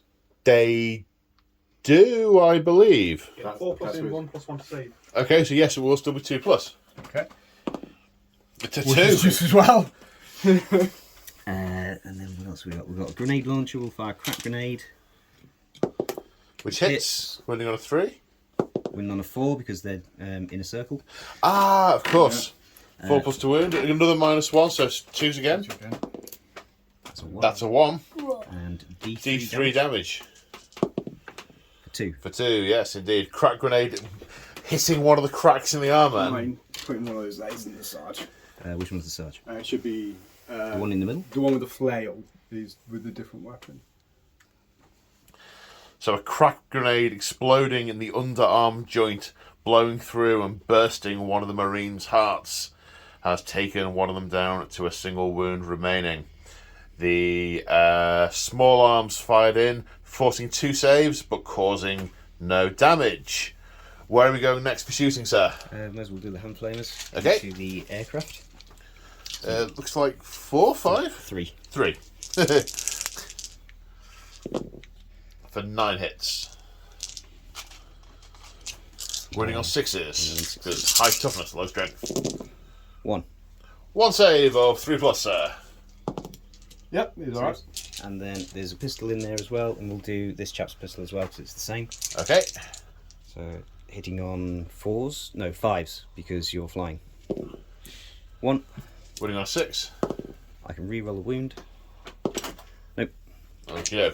Then I think we're over here for grenades and flamers and stuff. Yeah, so we'll throw a blasting charge, which is grenade D3. For 2. You're throwing them this time, not strapping them to bikes. Yes. 2 hits. Wounding on 5s. 1 wound. 1 wound. I can re-roll the wound, and that's probably my best chance to do some damage. So 2 saves at -1.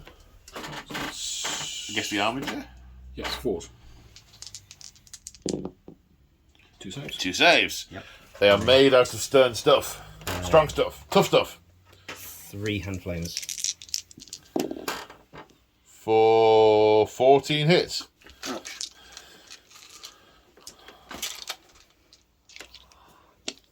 6 to wound. 3. Some 4. saves there. 4. 4. Actually 4. 4 saves of 3+. See if any more vital circuits and systems and conduits are being burnt out by the flaminess. 3+, did you say? 3+, sir. Oh dear. 3 more vital components fizzling out. This armature is in a bad way. Is it? Hand flames for the win. Well, it's lost 3, so it's half down. Yeah, okay. Yeah. So Might be slightly worried. that feels reasonably bad. Yeah, it's certainly warm. Yes, indeed. Is that all the gun? Oh no, there's over here at the Hellblasters. Are we doing that? I think they're just going to charge in slavering. Charge in and slammer. Okie dokie. Do the lictors have flash hook gun things these days? Flash up doesn't shoot anymore. That's the thing right. that ignores all of your movement modifiers. Right. There's a Swinging along, Spider-Man yeah. their way along the thing. Yeah. Okay. So I think we're done with shooting, unless anyone corrects me. So charges, where are we starting? Is there a particular order to do them in? Wouldn't have thought so. I'm going to charge the Dark Angels at the far end because it's really easy because I'm 2 inches away with a 2 All right. inch charge. You made it. I'm in. Just straight into the back of them. Cheers, dude. Thank you. I'm going to charge the Genestealers into this knight, which again can't really fail. Is there at any point overwatching at this You've point? not got enough CP. No, we don't. Oh, is it 2? No, it's 1. I thought you used all. You had 3 left, and then you used. I've got 1 because it was only 2 for the. Yeah, you didn't use weapons of the Dark Age. Oh, did you not? He overcharged. No, you were, right. Okay. That's why Frank's We guns don't- look... we don't have 2 to You were interrupt. wounding on 2s though. You did overcharge. That was why you were wounding. Yeah, on but that's 2s. not a command point. That's not a command Weapons point. of the Dark Age is +1 damage. Weapons. overcharging is a Oh, standard. sorry. Yeah. Yeah. Don't worry. Me being special. Because we haven't left Patriarch's this, charge. 'cause Okay, I did- Patriarch. I haven't left it to interrupt. Get... Ooh. Ooh, no. That's a tape measure, Jobby. Same as before. So a very close roll there earlier with the armature being on the wrong side of the very short dice roll. However, the Patriarch on the right side of it, just within 3.5 inches. Over here we have the Genestealers into the Knights. Can't really fail, but you never know. That's not a fail. I need that over there. You do indeed. This is command pointy, stratagems-y stuff. It's stratagem time. Okay, so you're spending 2 command points to make basically this terrain piece. It's technically 2 terrain pieces, so we're doing 2 command points, but we're treating it as 1. We're doing it twice effectively, and it's called Tunnel crawlers.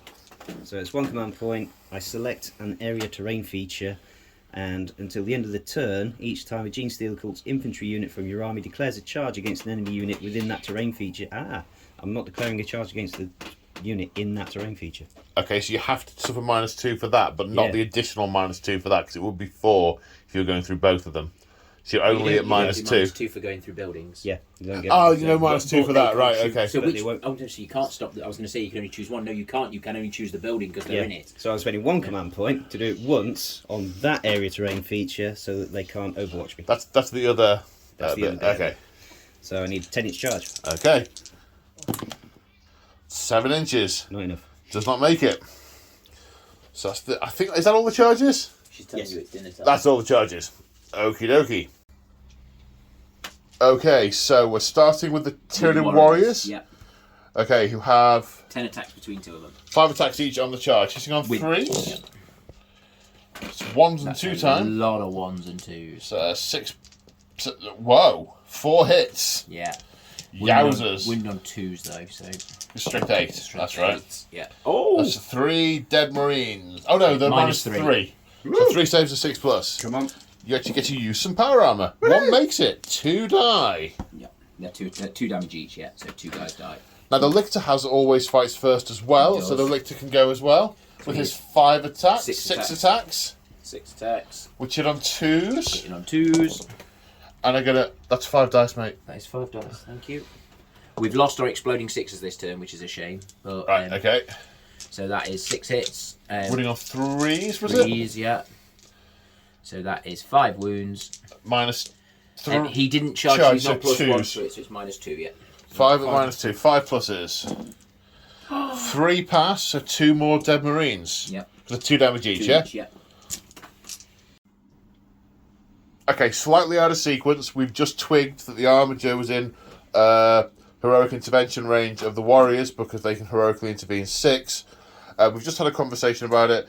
Given James the option to refight the warriors to attack the Armiger, but he is intent on getting to the meat of the marines, so that stays as is, and he is there as if he had heroically intervened at the end of the charge phase. So, where are we going next, guys? Okay, coming around. Over a Moog. Moog in the way.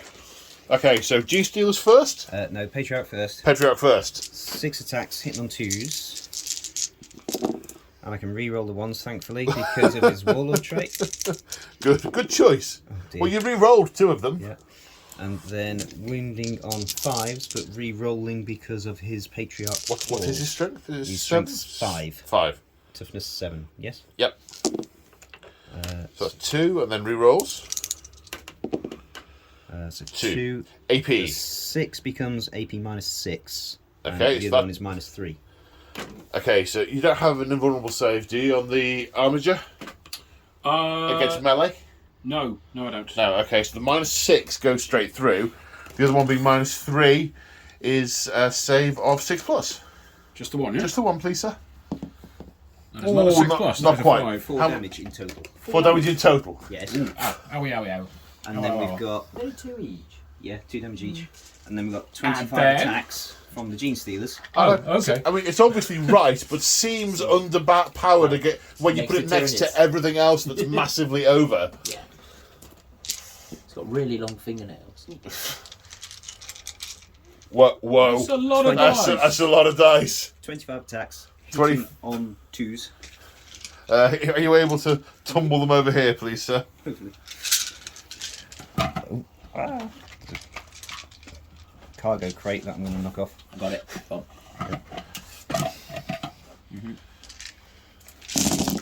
Hitting on 2s. Are you re-rolling the ones because of anything? Patriarch. Unfortunately not. They used to re-roll 1s if they were next to a Patriarch in 8th Ed, but this is not 8th Ed. Wounding on 5s, because strength 4.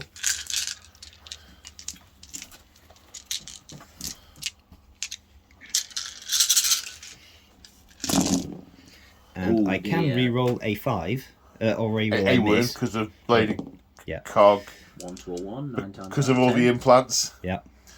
So 7 7 saves saves. at minus 3. So 7, 6 plus saves.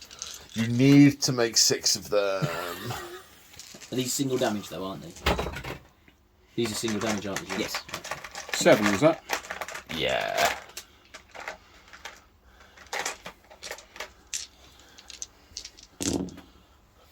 Makes 1. So that's 5 Does he damage. explode? Can you make it explode? I can, but that's not what I'm going to do. Okay. Does not explode. What I am going to do You've got is no CP. Valiant Last Stand. Have you? I do Oh, have we've been one. keeping them separate. Sorry, I didn't realise No, that. that was the one that was over there, Oh, which right. you picked up earlier. Which And what does Valiant Last Stand do, sir? It sounds allows awesome. me to fight. Before Don't you you go. want- Don't you also fight on your top profile? Get back to you on that one. Yeah. So before being removed, Valiant Last Stand allows an attack. So we are going with the big... What's the big attack called? Strike. Strike Yep. with the chain blade. Now, when it counts as being on her lowest profile, so she's hitting on 5s. Would have 4 attacks normally, but minus 1 for the psychic power earlier. So it's 3 attacks. The oath, however, is +1 to hit. So Correct. it's 3 attacks, hitting on 4s. Good luck, sir. That is 2 hits. 2 hits. Wounding on Strength is 12, wasn't it? 13, so wounding on 2s. Toughness 5. One wound. It's got 7 wounds to go through anyway. You needed all 3. Yeah. I've got a 4 up and vulnerable save, which I passed. You pass. You dodge out the And way. if I hadn't, on a 3 up, one of the Genestealers could have leapt in front and taken the damage instead. Yep. Of course, Gene Cult. Yeah. Yes, I'm indeed. questioning I loyalty. don't get that. Mine aren't that loyal.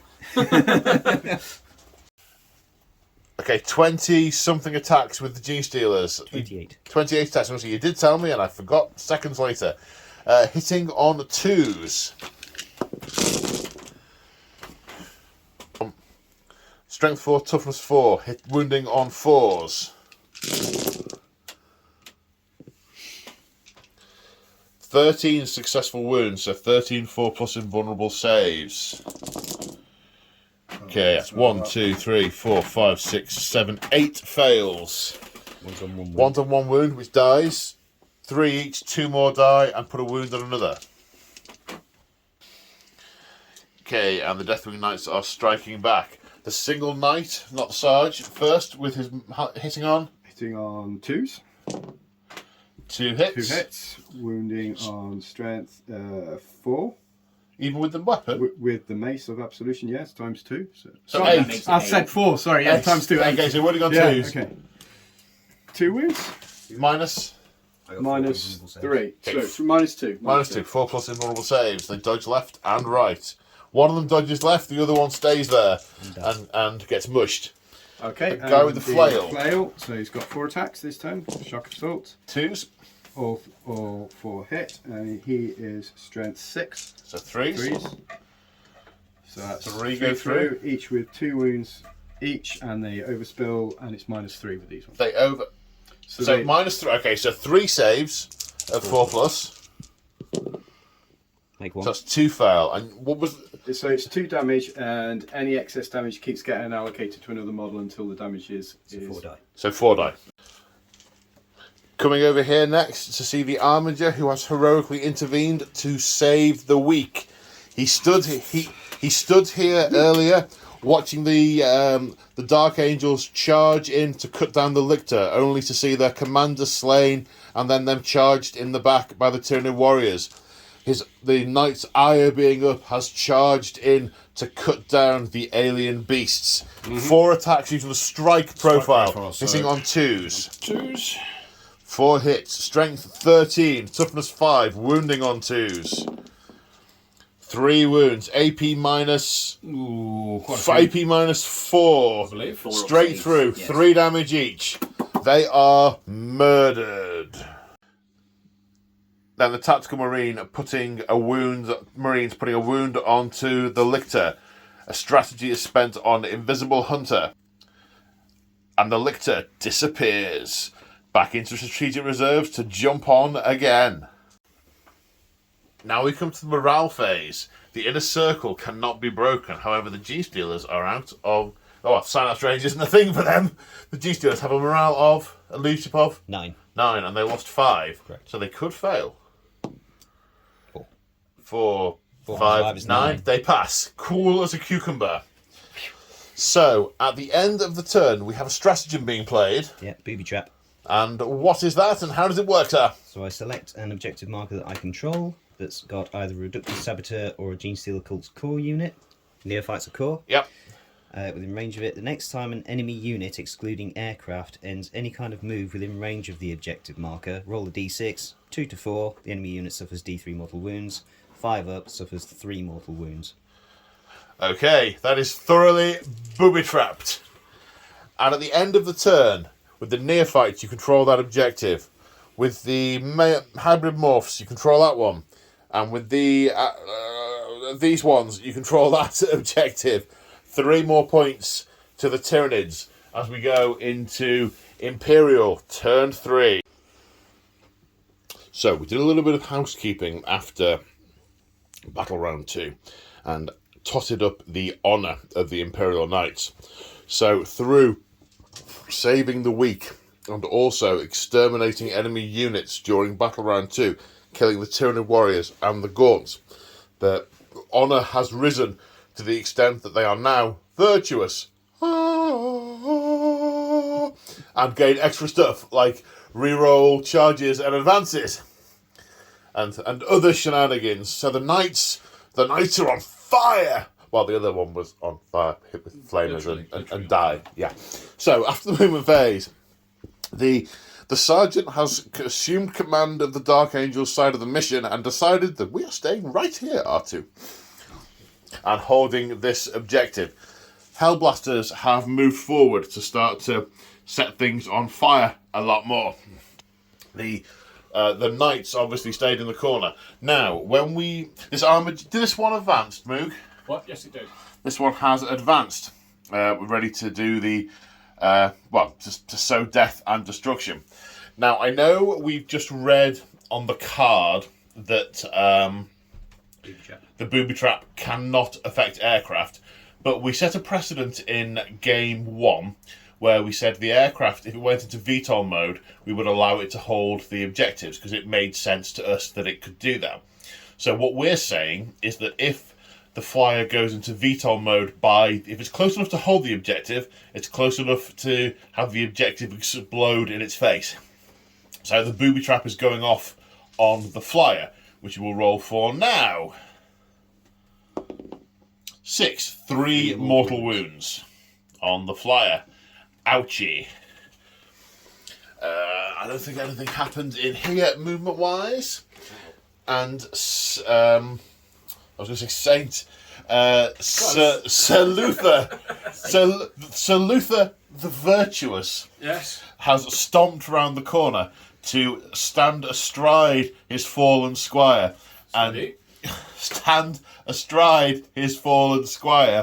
and avenge her falling. She's probably not dead. She may well be alive in that suit, and the suit may well be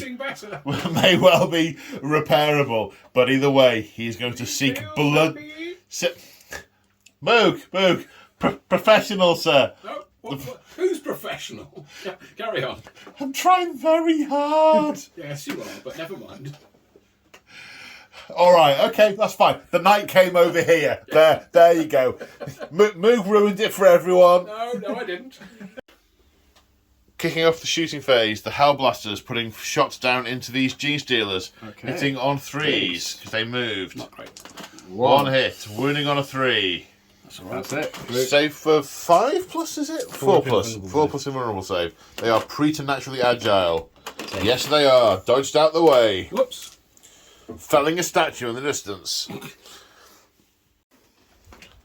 So now Sir Luther is opening up with everything on this unit of hybrid metamorphs. Obviously cannot target the icon ward. So which weapon are we firing first? We'll go for the Las Impulsor first on high intensity. For D6 shots. It's 5 shots. Hitting on 2s. Oops. That's a 5. Drop dice, never count. It's a 5 anyway. No. The 2 hit, mate. You said hitting on 2s. Yeah, I did say hitting on 2s. The 2 hits. Strength? 12. Wounding on 2s, very much wounding on 2s. Yep. All of the wounds. 5 plus invulnerable save because of the upgrade they were given. Yep. Passes 3. Jammy.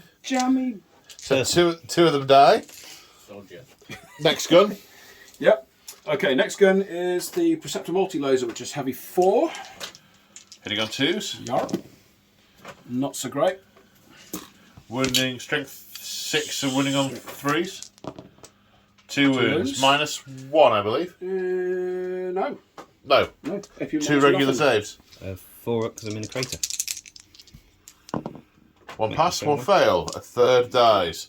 Then the missile pod. Missile pod. Iron Missile pod is heavy D6. 2. 2. Hitting on 2s. Hitting on 2s. Strength 5. Wounding on 3s. Not great. No. The 2 survive. Okay, now we're coming to the Talon. Is firing the rift cannon into this hole from which they're all emerging, targeting the icon ward for rules purposes. Also putting all the heavy hurricane bolters into this window. Are you spending a command point on one with the shadows to increase their save? Yep.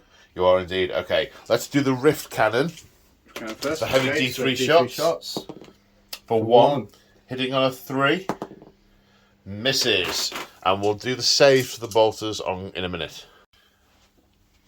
Okay, 14 wounds scored. With 1 in the shadows, the save goes up to 3+. Bolter Tactical Doctrine makes the bolters -1, so we're looking for saves of 4+. Good luck, sir. Thank you. I think I'm going to need it. 1, 2, 3, 4, 5, 6, 7, 8. That's the squad. 10. Good. And then the combined fire of the tactical squad and the armiger killing 6 in this unit. I say combined fire. This boy got 5. He counts as 5. Got one. Sucks to be you. Okay, so going into the charge phase. The knight is charging against the Genestealers and the Patriarch, I assume. Yep. Do knights ignore obstacles? They Yes, can they step do. over them, but officially they can't stop on them. But So I'm going to say that he kicks that sandbag out the way Yeah, it's and sandbags. he ignores it as far as the charge goes. they wouldn't suffer the minus for it. No, that doesn't seem right. Okay, 7 inches. And because of House Raven being able to stride across rocky terrain at a trice, no modifiers for the uneven ground as he charges. Yeah. Ouchie. That's All it. day long. That's it. Yeah, I'm off the side of the board here. So, Sir Luther, I mean, his name is just amusing me so much to say again and again and again during this battle report, and it's mainly because I can't remember the type of the knight. So Luther has how many attacks, sir? 4. 4. And who is he targeting with those attacks? He is attacking the Patriarch. The Patriarch. With all of the all of attacks? the attacks. I want him dead. Okay, 4 attacks. There's no minus to Hitting hitting on on twos. twos. Hitting on 2s. All of the hits. Strength 14. Wounding on 2s. All of the wounds. 4 plus invulnerable save. Yep. Oh, fail all of them. dear. He dodges out of the way of none of them. And how many damage? Hang on. 24 Hang total. on. Unquestioning loyalty, the Genestealers can leap in and take each hit for him. So one at 3 pluses. one at a time then. Yeah. 3 plus. Yes, dead Genestealer. Dead Genestealer. Is it the range of the model or the unit? The unit within 3 inches. Within 3 inches, okay. 6 wounds on the Patriarch because that got gets 7. through. It's got 1 left. Oh, he's dead. And the other Genestealer flies past him, but not quite close enough. And the Patriarch is slain. Then the Armiger attacking his quarry, sweeping 8 attacks. Yep, 8 attacks. Hitting on 2s. 7 hits, 6 targets. Wounding on... What was the strength? Some. Consultant! News from the van, strength 6, wounding on 3s. That is 4 at minus the loads.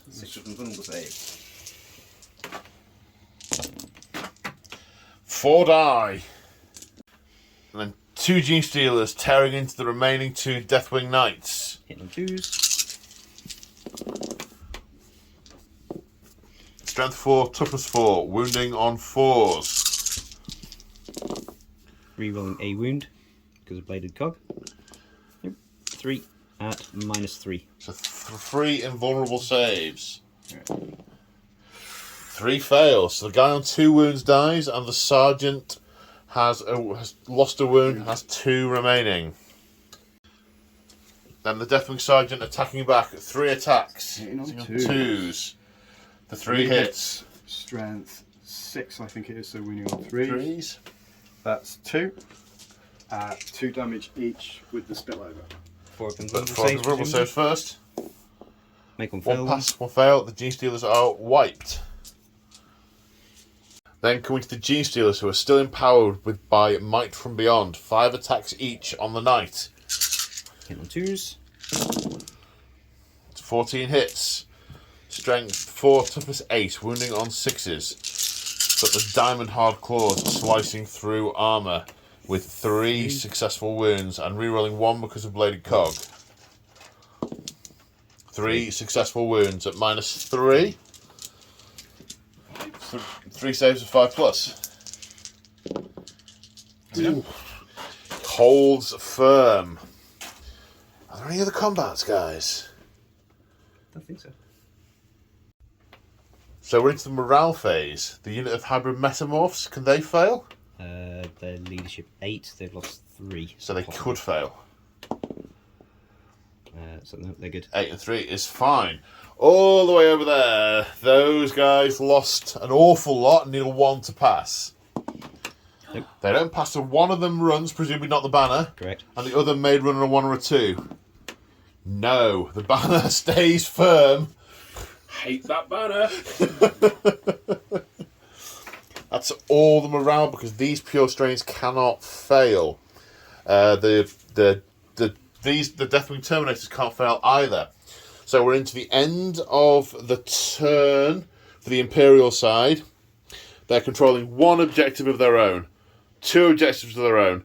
No one is controlling that one. However, because the flyer is in VTOL, based on what we've said earlier, they are controlling that objective in the enemy's deployment zone. And even it kind of works. They've kind of got this flank of the thing anyway. So that is 4 points to the Imperial team in turn 3, making the score 10 points to 8 as we go into Nid's turn 3. Okay, at the end of the movement phase, the icons of some of the cult and the metamorphs are... More metamorphs have turned up. They look remarkably similar to the other metamorphs, but they are entirely different. The Neurothrope has floated over to and eyeing up with psychic intent this talon that has been tearing the snacks. To be honest, it hasn't touched the Hive Fleet, but it's causing a problem to the snacks. Over here, the Genestealers have fallen back. Their instinctive knowledge of what's dangerous and what's not, making them withdraw from a vicious combat. Also, some disorientation from the death of the Patriarch. Maybe a seed will start to grow in one of these, and they will take his place in the near future. Over here, the cult has been called by the icon, and we have demo charges. We have mining weapons all ready to be used to tear apart this monstrous monster thingy. The Parasite has flown over here, very much having his own game, in search of something to lay some spores in, but he cannot find anything. He's a very unhappy Parasite, very unfulfilled, lonely, so lonely. Over here, 2 Lictors have turned up, intent on jumping on the Tactical Marines. And the Tactical Marines have very much been clinging to their Auspex, looking for anything that pops up with the intent of murdering it with extreme prejudice. 2 points, Auspex scan, fire away, sir. Okay, so 2 bolters. Which Lictor? The one that's already wounded. Okay. So hitting on 4s because -1. -1 to hit. Okay, 1 hit. Wounding on something. Did you like move in your that. previous movement phase? In our movement No, I phase, didn't. no. In your previous movement phase, did you move? No. They're the 2 3s are hits. Ah! You did 2 2s. There were 2 Well, 3s. 3s. Yeah. Sorry, right. There was 2 3s and a 2. Okay, Okay, 1 more then. one more. So So- now you need to roll to wound with that one.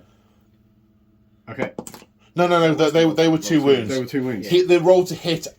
He discarded the 3s from the roll to hit Yeah, that he he shouldn't did. have done. Yeah. So that's So- World's wound. So that was the roll to wound for those hits. You need to take 2 Oh, saves. got you. Yeah. Sorry. Don't worry. It's 5 been a very long weekend. It's, Double 1. we're almost 72 hours into this. Yeah. How many damage? One They each. were just standard bolters. So that's 2 wounds off. 2 wounds left. Okay, and then the pistol misses. No, Yeah, because it's Yeah, Yeah, minus because one to minus hit. 1 to hit. that's -1 to hit. Excellent. Right. Okay, Yeah. the plasma gun hits. 1 wound. Nope. No. 1 damage from that. Yeah. And the plasma cannon. 3 shots. 3 shots. So it's +1 -1 for 3s are hits. 2 hits, wounding on 3s. 2 wounds. 5+ invulnerable saves. Makes 1, passes 1. Dies. It is an He's out ex-lictor. of It there. has ceased to be. And it means that squad did something. Praise the Emperor! Okay, moving on to the psychic phase. We've got the 3d6 given to himself by himself. So we've got the smite going in on the Talon, which is not a super smite, but 9, is so a D3 9 damage. D3 gets the 3. fat 3, leaves him on 3 wounds, And you are and intent then on psychic screaming, which can't be a super psychic scream, which is a shame. 'cause Shame, it would because have it would have been. been. And that is going to do. D3 for psychic scream. That's a 2. It's a 2. That's a It's 2. on 1 wound. 1 wound left. remaining. Does the 2 6s count as perils? No, it's a 5 and a 6. Yeah. Was it a 5? Yeah, Oh, you get 5 to and take 6. 1 and a Yeah. 6. Yeah. Okay, sorry. Okay, That's so the psychic phase done. now there is a lot of smoke and a crackling electricity and plasma. I think he's hovering over that eject button pretty sharpish. Dark matter leaking from that rift cannon, that dodgy Dark Age, almost, you might say, heretical weapon. As we go on to the shooting phase. So the hybrid mesomorphs, because they are caught the bladed cog, all their weapons have an extra 3-inch range, which means they are able to get the Talon with their hand flamers.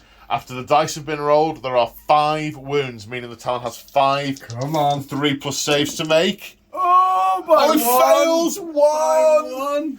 Does it explode? I hope so. Oh, don't kill the Deathwing. Oh. Oh my god, the quarterback is toast! And then the acolytes in the lee of this building have thrown grenades and fired flamers up at the bigger knight, leading to 3 saves needing to be taken. 3 saves of 2+, of course. Correct. Yep. Yes, all the precious systems being plated and insulated against incoming flamer damage. Okay, now we come over here and we are using a stratagem, primed explosives, maxing out the type number of a thrown grenade. So rather than D6, it is 6. Yeah. And other weapons 2. So starting with a grenade. Yeah, which is a demolition charge. Okay, So 6 shots hitting on 4s. that's Only 2 hits. only 2. Strength 8, toughness 7. Winning on 3s. 3s. I can reroll 1. Oh dear. That's a wound at -3. The problem is, he isn't close enough to jam it in one of the leg joints. Yeah. Wound at -3, was that? Yeah, save for 6, please, sir. Oh no, Ironfield he's got a vulnerable save, yeah? I think so, yeah. Yes, it'll be 5+. Either way. And then there's hand flamers in there. Now, the Acolytes then failing to do any damage with small weapons. We're on to the charge phase. The Acolytes are charging. There's no Overwatch coming in, and they make it in. They are in. The Lictor is then attempting to charge the Tactical Marines. Just fails on a 6, but can re-roll. Rerollable.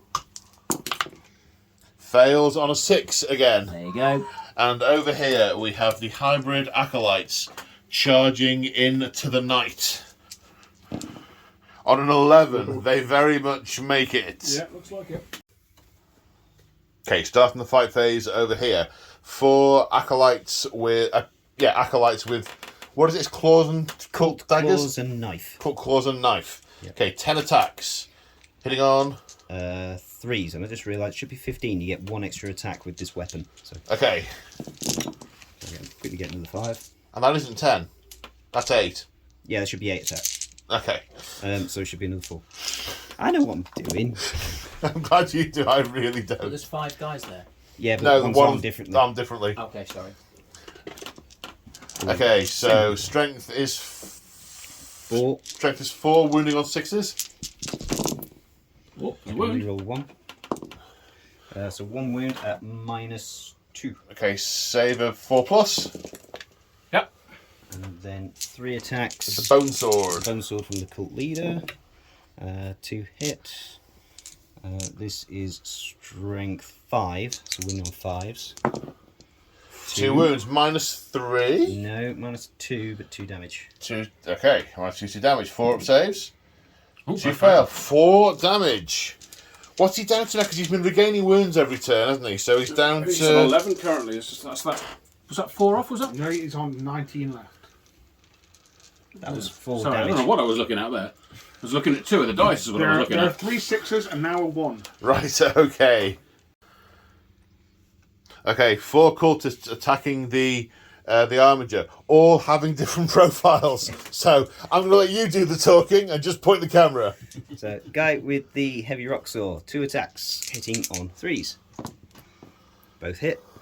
Strength ×2, so strength 8, winning on 3s. Both wound. -4 AP. So I'm -4. You can't save because you're a 3+, so they both go Correct. through. 2 damage each. Yep. Okay, so that's 4 damage so far. We'll do the leader with his bone sword. So 3 attacks hitting on 3s. All hit. Strength 5, winning on 5s.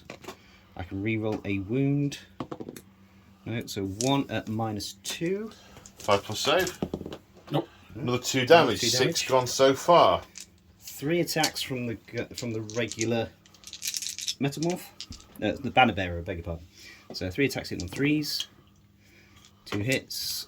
Wounding on 5s. Strength 4. Strength 4, yeah. 2 Two- at -2. 2 saves of 5+. Yep. 1. 1 1. damage. So that's 7. 7. And then 2 attacks from the guy with demolition charges, just punching it. Hitting on 3s. Both hit. Strength 4, winning on 5s. No wounds. So a total of 7 damage. Ooh. And they were a unit of 15 to start with. Yeah. Jiminy Cricket. Okay. The armiger striking back. Yes. Oh, absolutely. Not For- going for to leave attacks- those blows unanswered. 4 attacks, a sweet profile. You are bracketed, so 4+ to hit, but +1 because of your vow. Yeah. I'm hitting on 3s, but not like that. I'm not. All right. Wounding on probably lots. 3s. Strength 6. 1 will 3. survive. Any minus? -2, I believe. -3. So 6 of invulnerables. invulnerables. Nope. Leaves the icon. Yeah. Of course it does. Then the giant knight doing the same. Sweep attack, hitting on 2s. 2s. 1-ness, which I don't think I can reroll. Very much wounding on 2s. Oh, yes. Yep, all So the wounds. 7 6+ invulnerable saves. Nope, they're dead. And are you going to consolidate towards the Genestealers? I'm going to consolidate towards the Genestealers. So piling into the Genestealers, who have then activated and fought back, doing 2 wounds. So 2 saves at -3, saves of 5+. Oh, No, 2 damage taken. Okay, so morale phase. There is the morale to take for the hybrid over there. I'm good. He's good. So at the end of Tyranid turn 3, they're holding this objective in their deployment zone for 1 point. And not holding that one. The knight counts as 10 models, so they're not holding this one either. But the lictor does hold 1 in their deployment zone for 2 points. So additional 3 points to the Tyranids at the end of turn 3, making the points 10 points to 7 in favour of the Imperium. Okay, as everyone in the room has gone to great pains to sarcastically point out that 8 + 3 is not 7. So, breaking news, we have a revised score for the end of turn 3. 10 points to the Imperium, 11 points to the Tyranids, as we go into turn 4. So after the movement phase, no change over here. Luther is still fighting these Genestealers. The Armiger has walked through the gap and can't quite decide who to shoot at and who to charge, but there's definitely going to be shooty charging. The knight has advanced. I say knight. The Deathwing Knight has advanced onto that objective, keeping this entrance to the hive open, allowing his companions to go in and purge the unclean Xenos. Hellblaster's turning round to eye up that lictor. Stay put. Staying put. Armiger, staying put. Regained a wound because, that's what they do. And that's everything left. That's what they do because they're quest or Mechanicus. Mechanicus, yes, indeed. Okay, so we're into shooting because no psychic phase. The Armiger is firing at the hybrid mesomorphs, I believe. Yep. So Okay. Stubber first. Stubber! Those aren't any good. 2 hits. Yep. Strength 2 wounds. 4, toughness 4, so 2 wounds, 2 regular saves. Yep. 4 up the because I'm in a cover. crater. 1 One pass, 1 fail. Then the lance, I assume. Yep. 1 hit. 2's to wound. That's a wound. That's a wound. That's an invulnerable save because of the cog thing. Yep. 5 up because of the biomorph adaptations. Ah, of course. I'm good. Wow. He takes it. He doesn't care about the heat. Yeah. If you can't take the heat, get out of the kitchen. He's staying in the kitchen. Okay, are we shooting into combat here with the laser? I think you can do. that, can't I? That's 4, 6. It was 4 earlier. Yeah. So we'll do it with 4 again. Consistency. All the hits. All of the wounds. 4 invulnerable saves. 4 plus. 2 die. Okay, then we're going to come over here, and we did take the morale test over here. The Armiger firing into combat, I assume, with his stubber and his thermal lance. He's at -1 to hit with the thermal lance because he's a vehicle. It's an assault weapon. It's an assault weapon, not a heavy weapon, right? Oh, in which case, it's going to hit on regular. It's a blast weapon, though, isn't it? Oh no, it's only 2 No, shots. it's only 2 shots. Running on 2s. Yep. All of the wounds. 3 saves of 5 plus, 6 plus invulnerably. Come on. Ooh, 1. 1 passed, but the rest of him boils away. Well done. Okay, a little bit of juggly woggly doodah. We hadn't clocked the fact that the Hellblasters couldn't target the lictor from more than 12 inches away. So James has volunteered the information and said, no, we need to move those because otherwise he isn't going to be able to shoot. Yeah. So we're going back. We've done that. Everyone's happy. And the Hellblasters are about to rapid fire at -1 into the lictor. So 6 shots hitting on 4s. Okay. 3 hits. Wounding on 3s. I think. 3 wins. 2, 3, 5 plus invulnerable saves. 2 or 3, sorry. 3. No, all go through. So 3 wounds, it has 2 remaining. And So the we're tactical going to squad is going to open up. Okay, this pistol that hasn't hit yet. Let's see if it does something. Hitting on a 4. Hits. Wounds on 3. What's his strength? strength 9. Strength 9, still a 3, 3. but that is a 3. No, looking down from above, you it is sure? definitely a 3. Okay. So 1. Fails. 3 Also, damage. He's dead. 3 damage. The lictor Pistol did something. is paced. And they didn't move, so it cancels out the minus. They get +1 for not moving. Minus That's 1. Oh, of course, yes. Yeah, Thank 3s. you. Thank you. Passive. Just looking at the different targets here. I mean, obviously the knight is just rampaging in and pulling things apart. Game mechanic wise, we've done some measuring. He's 7 away, they're 8 away. Realistically speaking, he could potentially go into both. So, given these are his target, we're declaring them both as targets to charge. So that makes good sense from a game playing out point of view. Need an 8 re-rollable. So re-roll the 7. That's That is it. a 9. He is in. Okay, the Armiger piling into his primary target. Not sure why I suggested he declared the Zoanthrope as well, because he was never really going to the Zoanthrope. That's just me overthinking, oh my god, I'm tired. So, spending a command point on for chain sweep. Chain Sweep, with a total of 12 attacks. Yep. Hitting on 2s. It needed to do. Oh, you got 10 hits. Yeah. Strength is 6, toughness is 4, so winning on 3s. 1, 2, 3, 4, 5, 6. 6 at -2. These have the 5+ invulnerable save, I believe. Yep. So 5+ invulnerable saves. 1. So they all die. However, they have the, what's the rule called? Savage Amalgam. Savage amalgam of both human and Genestealer. You don't remove them when they die. They get to fight back, then expire. So we will do that now because we're here and point to the camera at them and it's cool. So a total of 13 attacks. Hitting on 3s. That's a lot of misses. Yeah. Take out your misses. It's always good to take out the misses. Should appreciate it as well. Indeed. So that's 7 hits. Strength. Strength 5. So wounding on 5s. Rerolling a wound. So that's 3 AP. -3. -3. So 3 saves of 6+. It's one. 1 pass. How much damage each? 1. 1. Okay, so 2 damage taken. 11 wounds remaining. Correct. These are destroyed, and you make your consolidate move. You're heading towards the icon ward. Basically, Nah, we, let's go on. we don't know. Do you want to tie him into it so he gets to attack?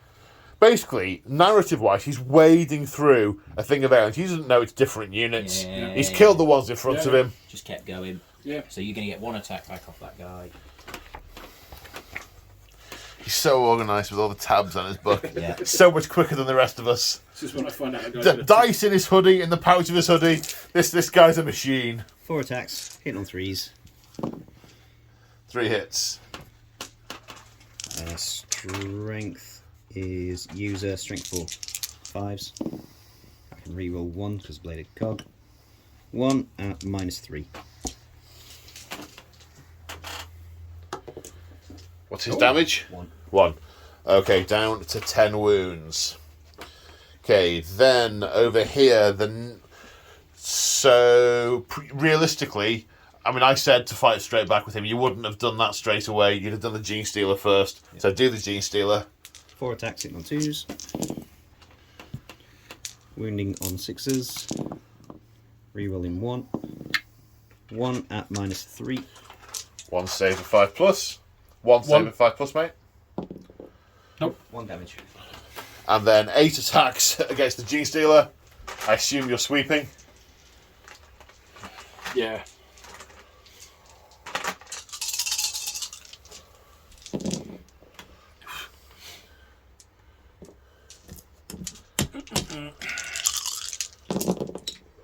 And 4 invulnerable saves.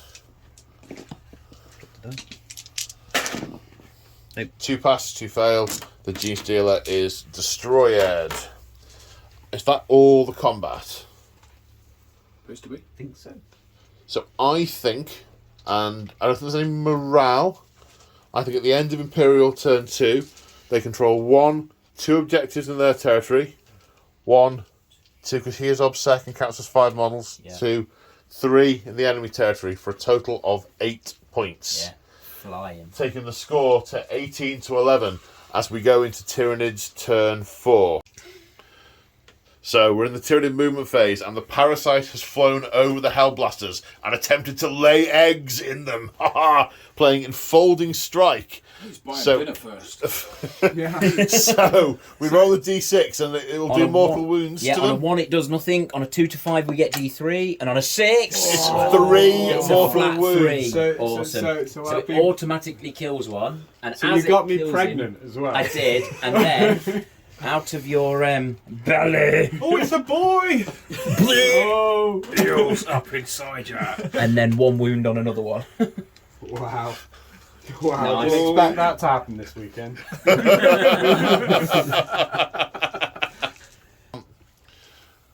So we're in the psychic phase. I was going to summarise, but there's a super smite gone off. This unit's got 10 wounds remaining. That's D6. D6. For the fat Six. 6.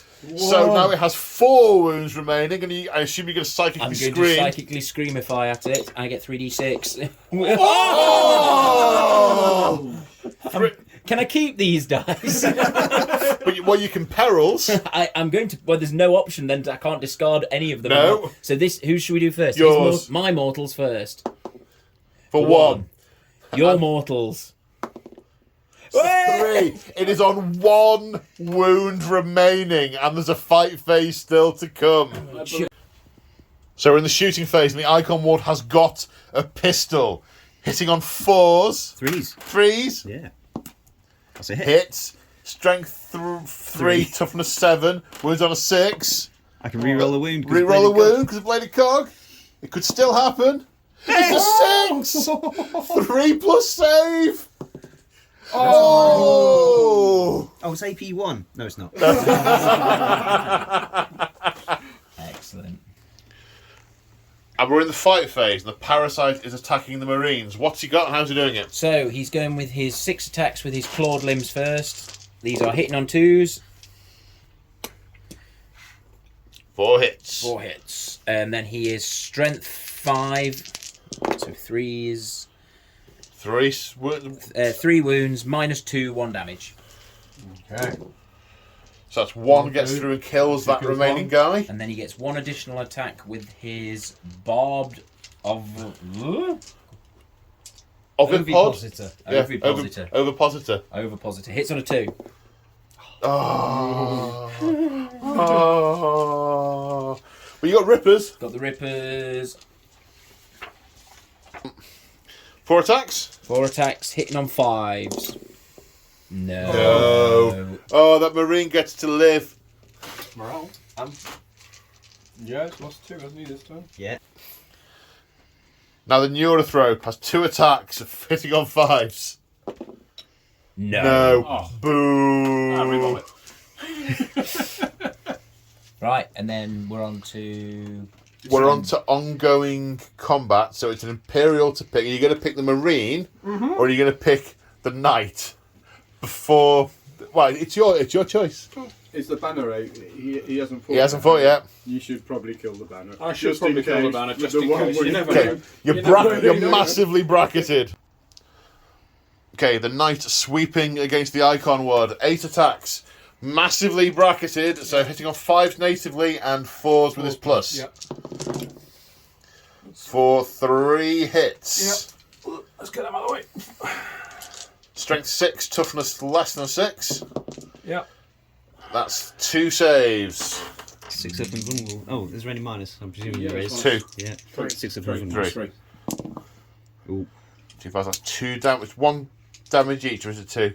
1 damage each. 1 damage each. He's alive. He's got 2 wounds left. He's alive, so he's going to get to attack back. He is. 4 attacks hitting on 3s. 3 hits. Wounding on 5s. I can reroll 1. 1 One. wound. Any rend? Any AP? -3. -3. Oh. 1 save of 6 plus. No. Does it explode? Now you can roll a 6. No. No. We have an Armiger down. We have an Armiger down. And the Hellblaster attacked the Parasite, but its chitin managed to withstand the blow. So at the end of Tyranid's turn 4, they have pulled back and consolidated on the entrance to their lair and hold this one objective, making it 12 points to 18. But there's no way back from this. They have Imperial Knights at their door. They have a lone Dark Angel with his flail carving up anything that comes up from beneath and comes out of this corridor. The back line is held by tactical marines and armigers, and further reinforcements are inbound. Lance strikes are being targeted. The Patriarch is dead. The day thoroughly belongs to the Imperium. The beacon has been disrupted. The Tyranids, on their ability to build on the planet early, a vanguard attack has been disrupted. They will have to wait until the Hive Fleet can land and start to devour from above. But that will depend on the Tau and their ability to interdict the Hive Fleet. Or maybe not. Maybe there are other cells of the hive mind, the brood mind. It's insidious and all over the planet. How long will it take another pure strain Genestealer to evolve into a Patriarch to transmit the message, we are here, land here, We come in peace. We come in peace. Land here, Star Children. Well, I guess we'll find out in episode 4 of The Rising Shadow. Dun dun dun! Well, gentlemen, how did you find that? That was brilliant fun. That was a really good game. That was very good. Yeah. That went up and down and left and right and all over the places, loads. Yes. And Yeah, I may have meeped when all those ormagons there was definitely a change of underwear moment. There may have been a little bit of poo. It was. I think the Imperial side definitely spent about 2/3 of their stratagems in a desperate bid to survive that Alpha strike. That was a good CP sync, that was. Yes, indeed. Well, this has been tremendous fun, but people have got homes to go to because we are late. We are late on Sunday evening. Good game, man. Nice work, mate. We had planned on getting the 5 games in the weekend. We've only got 3. We need to check our diaries and work out how we can finish this at another time. But until then, thank you everyone for joining me this weekend to film this. Thank you to Crimson for keeping us fed and watered, and thank you to you for watching. Next episode will be game 4, but at this moment in time, I have no idea when we're going to film it. Thank you to the wives and girlfriends, etc., that have let us come out to play Toy Soldiers again. Yes, thank you to all of them too. Good tactical plan there. I like it. Oh yes, Just in yes. case. Brownie points. Yeah. Good man, well done, I like it. And on that happy note, and indeed that note of resounding consensus, see you all in the next one. Take care, everyone. Bye for now. Say bye, everyone. Bye. Bye.